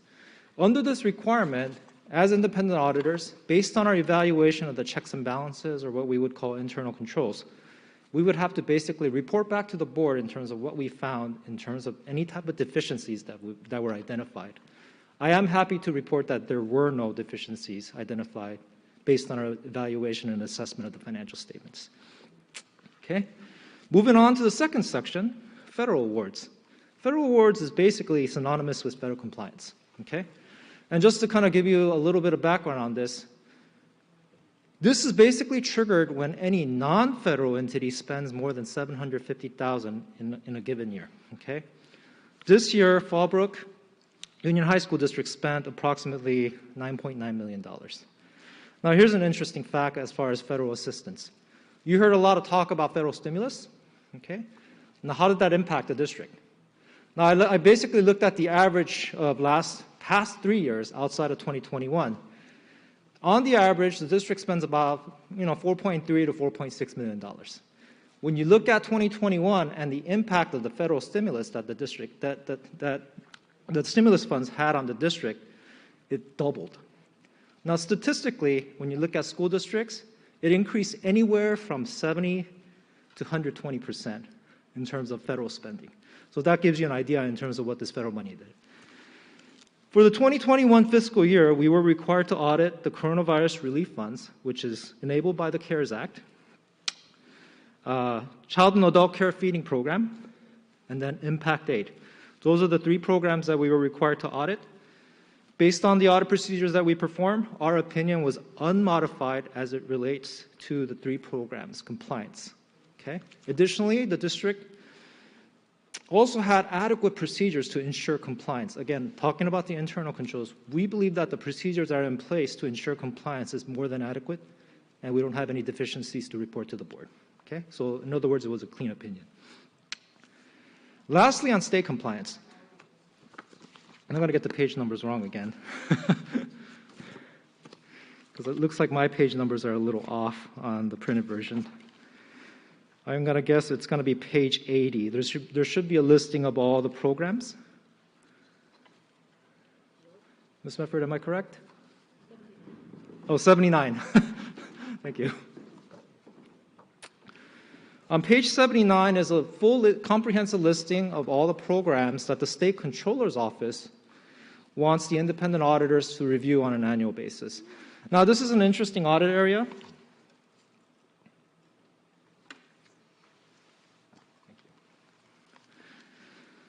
This is an interesting audit area because it basically evolves annually. Okay, so as you know, we were basically shut down last year for the most part. And then if you look at this and kind of compare it year over year with 1920, more or less the same thing. If you look at 1819, you'll see that there were a lot more requirements. Okay? In 2021, basically what the state did was to reduce all in-person type of programs, basically eliminate that requirement, and strengthen what we would call distance learning. Okay? Distance learning was probably the biggest state compliance requirement that we've ever tested from a volume standpoint and the requirement standpoint. So without further ado, basically on this page, you're going to see some yes notations and no notations. Yes notations mean that the procedure was applicable to the district because the district either received funding or operated the program. No means that the district did not operate or did not receive the program and as a result was not subject to that requirement. Based on all the procedures that were noted yes, our opinion was unmodified as it relates to the district's state compliance requirements. That pretty much summarizes the results of our audit on the district's main audit report. Do you have any questions before I move on to the bond report? No questions, thank you. Before moving on to the bond report, we do need to go through the action item. And it would be action item number 7, audit report for fiscal year 2020-2021. Okay, so any questions? And if so or if not, we need a vote to basically accept this audit report. You need a motion first, right? Okay. I move that the board approve the audit report for fiscal year 2020-2021 as presented. I second. Motion by Summers, second by Sterling. Call for the vote. If there's no further discussion, Mr. Carlampio? Aye. Aye. Mr. Jones says aye. Ms. Sterling? Aye. Aye. Ms. Summers? Aye. And Ms. Tavish? Aye. Aye. Mr. Gallegos is no longer present. Savannah? Aye. Aye. Passes 5-0. Thank you. Action item number 6 is going to be The bond audit report for fiscal year 2020-2021. Ms. Mefford? The bond audit report for fiscal year 2021 is also going to be presented by Mr. Andrew Park from Eide Bailly. So I'll continue on with my presentation. I'll make this rather quick. So bond audit report is basically a financial and a performance audit. Okay. First half pertains to the financial statement strictly related to Measure AA funds, or within the world of school district finances, these funds are basically housed in the building fund. So what we emphasize is we look at the building fund very specifically. We scale down the audit in terms of, since the dollar threshold is a lot smaller in comparison to the school district, and then we perform the audit based on the same metrics that we would use for school districts. Okay. So without further ado, let's go through the results. As it relates to the financial statements related to Measure AA funds, our opinion was unmodified. Okay? We also did not have any reportable type of deficiencies or internal controls that we have for the board members. So in other words, it was a clean opinion as it relates to the financial statements. Second half of the report relates to the compliance aspect of it. Okay? And it begins on, it's kind of halfway through, it begins on page 10. Now, I'd like to bring your attention to page, let me see here, more specifically. There we go, page 17. Yes, page 17.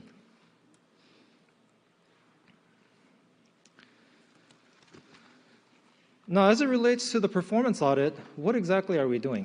Basically, our responsibility is to answer the question of, did the district take the bond proceeds, use the proceeds in accordance to what the voters have voted on? Okay? That's basically a yes or no type of question. Well, the manner in which we approach this is we basically look at the costs that were incurred and the supporting documents associated with that, and we basically make an evaluation of whether or not that expenditure aligns with what the voters have approved upon. Okay? So, just to give you some summary level information, we sampled a total of $1.6 million, roughly representing about 50% of the total expenditures incurred. Now, in case you're wondering why 50%, the principle behind audit is that we don't look at 100%.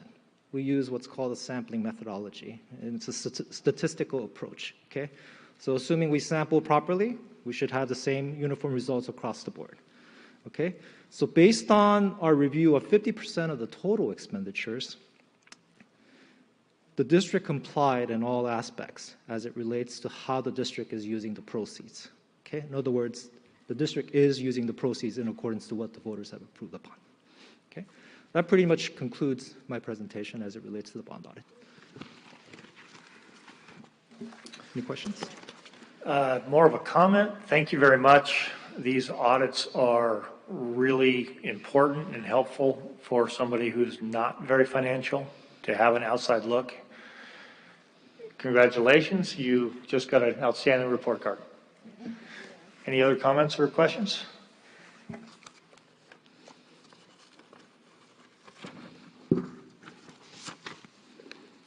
Okay, so that is another action item, so we need a motion, second, and vote to accept that. I move that the board approve the bond audit report for fiscal year 2021 as presented. I second. All right, motion by Tavish, Mr. Carlampio second. Call for the vote. Mr. Carlampio. Aye. Aye. Mr. Jones says aye. Sterling? Aye. Aye. Summers? Aye. Aye. Tavish? Aye. Mr. Gallegos is not here. Savannah? Aye. Aye. Accept the report with a vote of 5-0. Thank you. Thank you so much. Action item number 9, resolution 07-2122. We have a presentation on this one. We have our financial advisor, Mr. Jason Chung from Fieldman Roll-Up and Associates.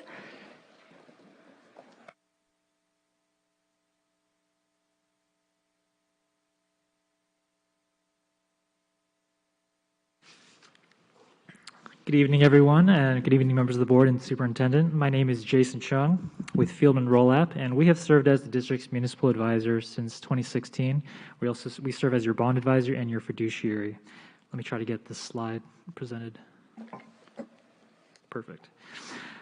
So tonight I'm just giving a brief presentation on the potential upcoming third and final issuance of Measure AA. And if you recall, this was the bond authorization approved in November 2016 for $45 million. We're looking at issuing the final series for $24 million. So slide 2 shows the tax-exempt historical interest rates for the blue-colored 10-year and the red-colored 30-year bond maturity. And this is known as Municipal Market Data, or MMD. And since around September 2018, long-term rates have really declined to all-time historic lows. And obviously, we see that huge spike of volatility in March 2020. That directly coincides with the government lockdown. Stock market had a huge crash. A lot of investors were worried, taking their assets out of not only stocks, but equities and mutual funds, bond funds. That also applied to the municipal bond fund as well. So you see that huge spike in credit rates and interest rates as well. But obviously, we see, but now I'm sure we've all been read how inflation has just been running rampant. The Federal Reserve is planning to increase its first federal funds rate as early as March of this year. And that news really started to become concrete in December. And if you look at the, so in December, so the news of that really started to get more concrete in late December. And since that time, if you look at the very far right of that graph, you can see those 10 and 30-year rates really start to begin creeping up again. So the 10-year rate is right now right above 1.5%, 30-year right at under 2%. So where rates stand today, we are considered in a rising interest rate environment. However, given where we are in the grand scheme of things when looking back to 2014, still in a very low interest rate period. Just for perspective, the 2 series of bonds that the district has issued previously was first in November 2017.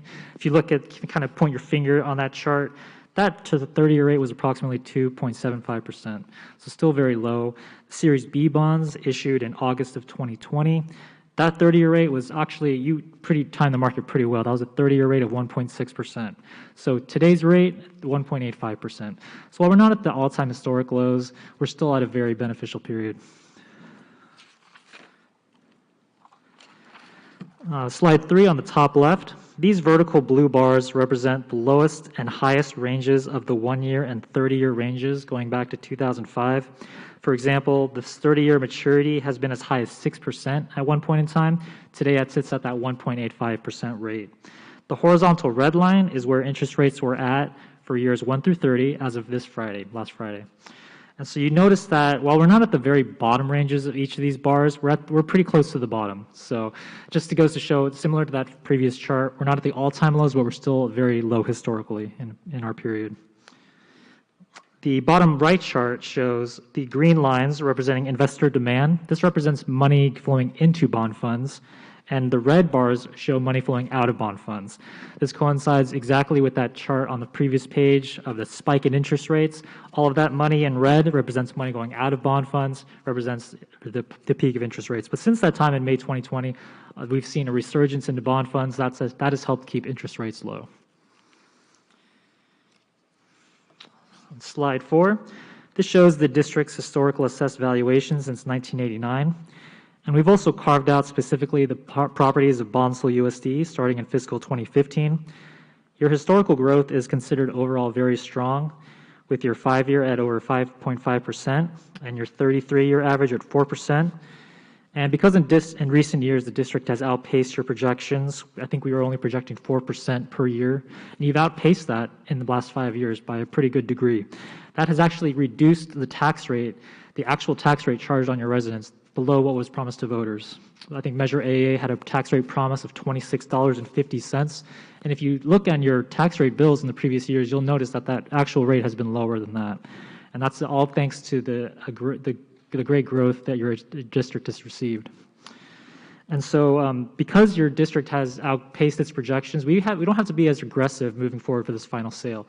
We can project a more conservative 3.5% growth rate, which is great news. And we can still issue the full $24 million with that 3.5% rate. Slide 5 shows all of the district's outstanding bonds currently being repaid. And most recently, the Series B bonds were issued in September 2020, and those payments last until year 2045. So those are those lighter blue colored bars extending to year 2045. You'll notice in year 2023, that aggregate bar chart drops from $25 to $10. That was intentional because we knew that we would be coming back to the board around this time to seek approval for the third and final issuance. So once these bonds are hopefully sold in the next month or so, and starting in year 2023, that rate will grow close to that $25 projection through year 2023 through 2046. So assuming we don't issue bonds, the rate would drop, but we had given a consistent tax rate projection for your voters at $26.50 with the promise to fund $45 million. Slide 6 is a projected repayment schedule of the Series C bonds. Again, this is a very similar structure to Series A and B. We're assuming 100% current interest debt, no capital appreciation bonds that you've seen in the papers. We're not doing any of that. This is a very simple and very efficient repayment method. And we're showing all of your $24 million being issued and about $23.68 million available for construction projects. Series 7 is very similar to slide 5, but now we just layer in those projected Series C payments, and that is those ice blue colored bars starting in year 2023. And so again, should your district continue to grow at above 3.5% like it has in the last 5 years, that actual tax rate will continue to be lower than what we projected to voters. I think right now the tax rate is just over $25 and it will continue to decrease should your district continue to grow at the pace it's been growing. And finally, on slide 8 is a projected timeline. Should we get approval from the board tonight, we would be in a great position to price and lock in your bonds rates as early as March 9th. This is important because I mentioned that March FOMC Federal Reserve meeting. That's scheduled for March 15th through 16th. So being able to lock in our rates prior to that meeting would be beneficial, just in case there's any unexpected news that we should get from that meeting. And so if we were to price on March 9th, we would be able to close approximately 2 weeks later on March 23rd, at which point the districts would have access to those funds. So that's the end of the presentation. I thank you for your time and available for any questions.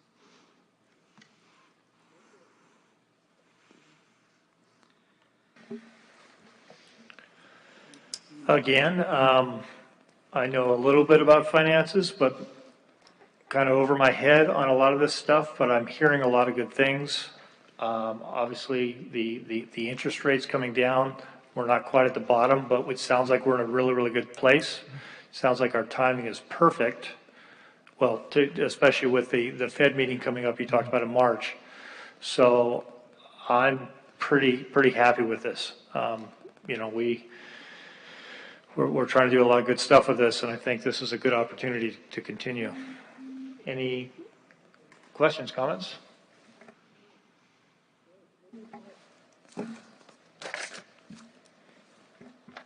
I Okay. move that the board approve resolution number 07-2122, authorizing Fallbrook Union High School District the issuance and sale, oh, it's getting foggy, not to exceed $24 million aggregate principal amount of the general obligation bonds as presented.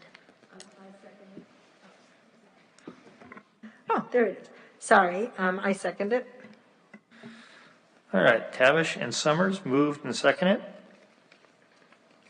Mr. Carlampio. Aye. Aye. Mr. Jones says aye. Sterling? Aye. Aye. Summers? Aye. Aye. Tavish? Aye. Aye. Mr. Gallegos is not here. Savannah? Aye. Aye. Thank you. Passes 5-0. Congratulations. Thank you. Okay. Thanks for your patience, everybody. Moving along here. Lots of business tonight. Action item number 10. Approve Fallbrook Union High School CTE scope and project budget.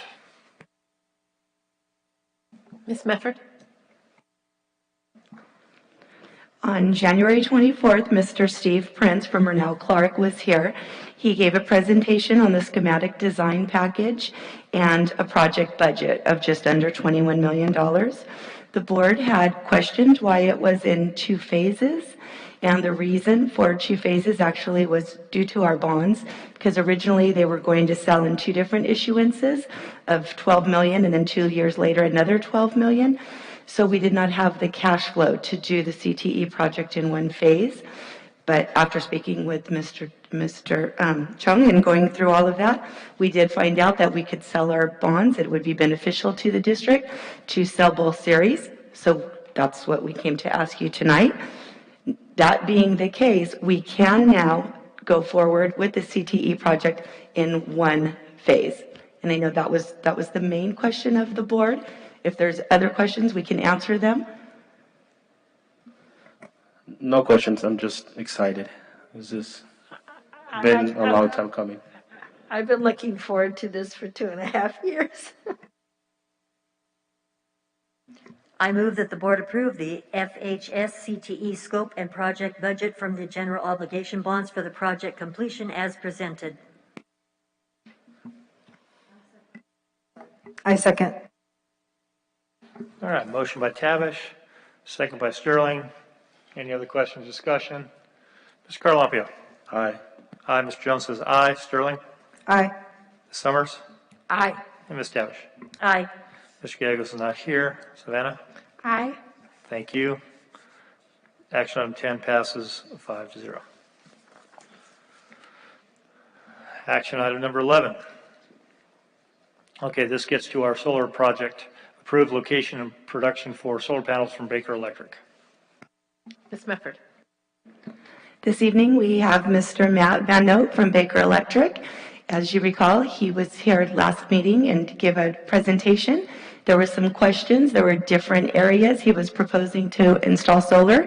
He's now revised that, and he's coming back to the board so he can have a scope of work and so he can move forward to work on a firm price and return to the board at the next meeting and ask you to vote on a contract. Good evening, board. Thanks for having me back.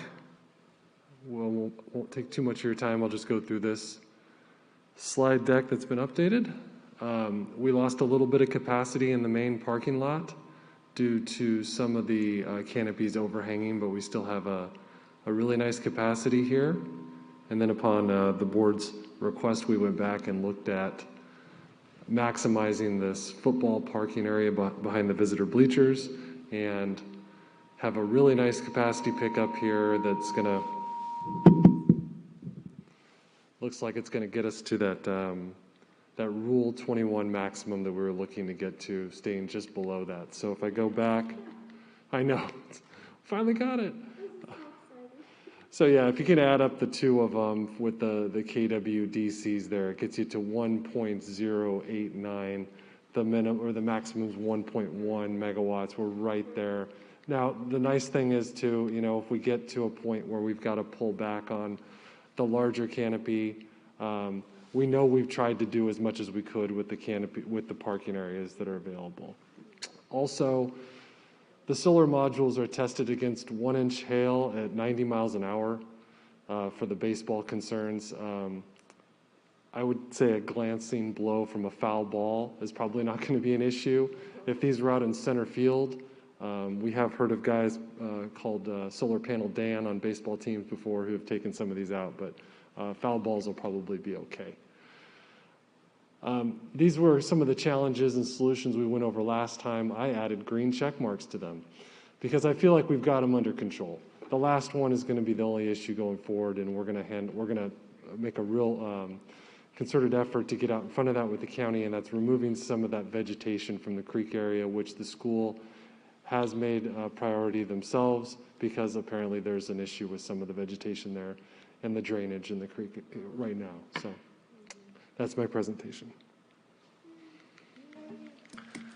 Thank you very much for a lot of the work that went into this. If you could go, well, just a little bit of clarification so we understand. Each one of those arrays is going to have a row of a single T-post, correct? Yeah. So down each row, the pylons and the supports are going to be right in the center of that, yeah. Meaning that they're not going to have a huge amount of effect on traffic traveling underneath. No. Overall height in those for vehicles is how high? I think they're minimum 13.6. Okay, so trucks, fire trucks, something I'm familiar with, are going to be able to pass underneath those without problems, which is important. If you can go to the next slide. So this is sort of the new area. There's the main array, which is kind of against the creek there, and then there's two smaller square ones. I just kind of want to point out that those two smaller square ones are, one of my concerns was interference with some sort of changes that may happen in the future with ag department, something like that. That's not part of the plan.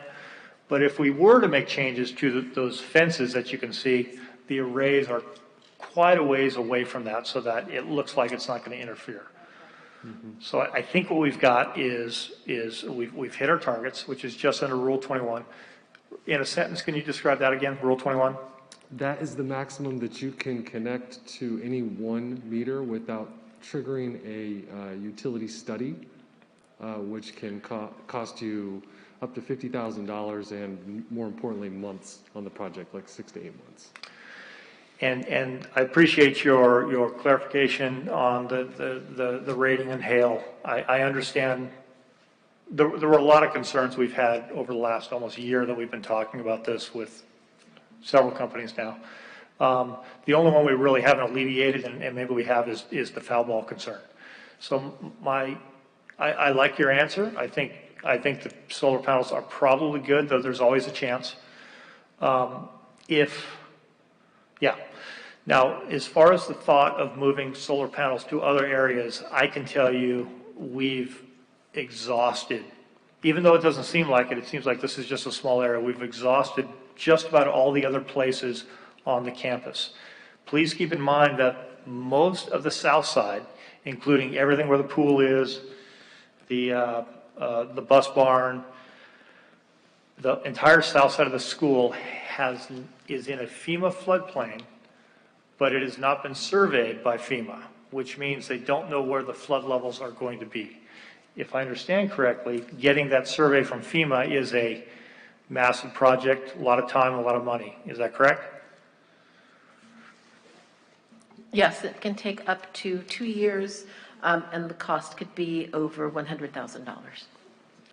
Now, certainly in the future sometime, we're probably going to be doing developing there, but holding up the solar to do that and at that cost, it doesn't make sense to me. I think what we've got here is a really, really good solution. Okay, where are we? Are we looking for a motion here? Yes. Any other comments or questions? I move that the board approve the location and production of the solar panels for Baker Electric to be able to price out the scope of the work for the solar project. I second. Okay, Tavish and Sterling. Mr. Carlampia. Aye. Aye, Mr. Jones says aye. Mrs. Sterling. Aye. Ms. Summers. Aye. Ms. Tavish. Aye. Mr. Gaggs is not here. Savannah. Aye. Aye. Congratulations. Thank you, 5-0 Board. positive vote. Thank you. I think we got one more on the 28th, and then we're there. Thank you.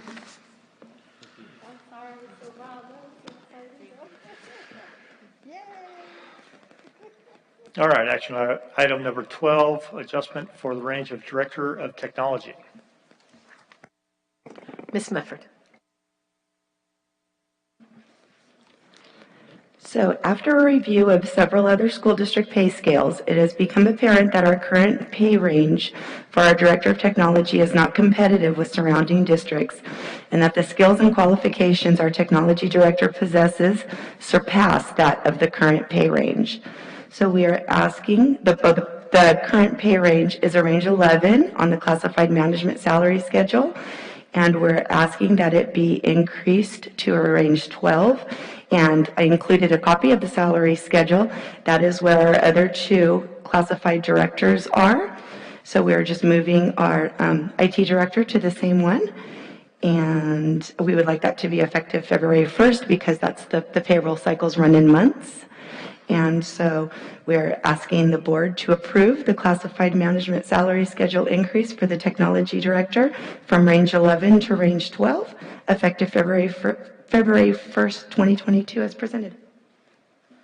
I happily move that the board approve the classified management salary schedule for the technology director from range 11 to 12, effective February 1st, 22, as presented. I'd like to second. Tavish, and who had the second? Mr. Summers? Summers has the second. Okay. Any more discussion or questions? Mr. Carlampio? Aye. Aye. Mr. Jones says aye. Ms. Sterling? Aye. Ms. Summers? Absolutely aye. Aye. Ms. Tavish? Aye. Mr. Gallegos not here. Savannah? Aye. Aye. 5-0 in favor. Thank you.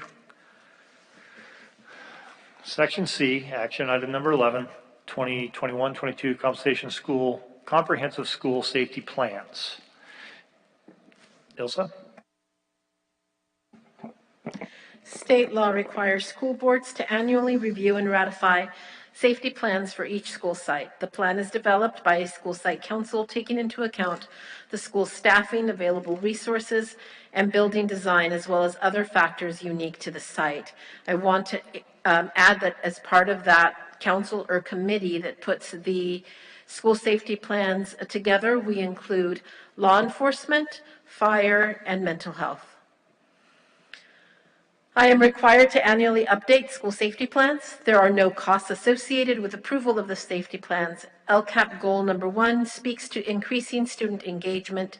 Safety of all students is the foundation of student engagement. I recommend that the Board of Trustees approve the 21-22 comprehensive school safety plans for Fallbrook High School, Ivy High School, and Oasis High School as presented. I second. I second it. You'd like to motion? I move that the board approve the 2021-2022 comprehensive school safety plans for Fallbrook, Ivy, and Oasis High Schools as presented. And I'll second it. Motion by Carlampio, second by Tavish. Any questions? Mr. Carlampio? Aye. Aye. Mr. Jones says aye. Ms. Sterling? Aye.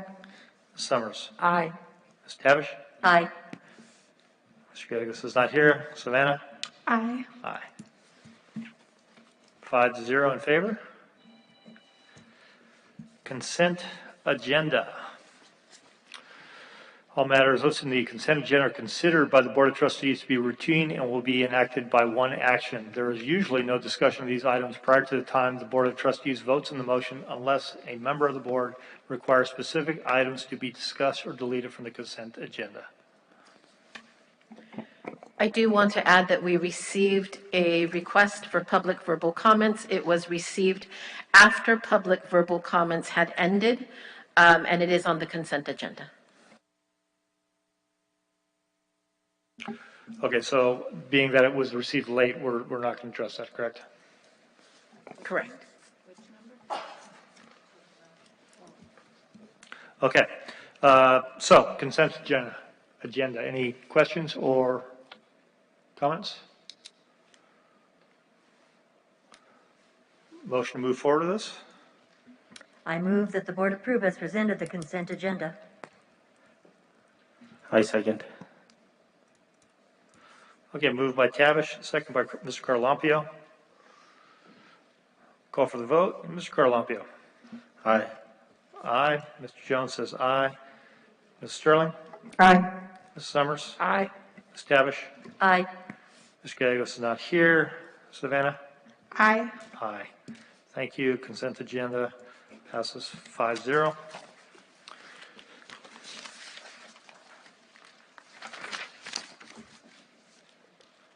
Organizational matters. This is the appropriate place for the agenda. This is the appropriate place in the agenda for members of the board to request the superintendent provide further information regarding items discussed in this meeting and/or request that new items of business be placed on future agenda. Are there any organizational matters?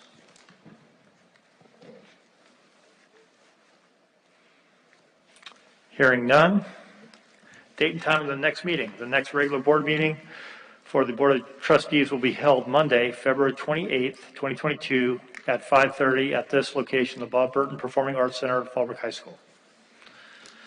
There being no further business to come before the board, the regular board meeting for February 7th, 2022 was adjourned at, let's call it, 8 o'clock by President Jones. Thank you.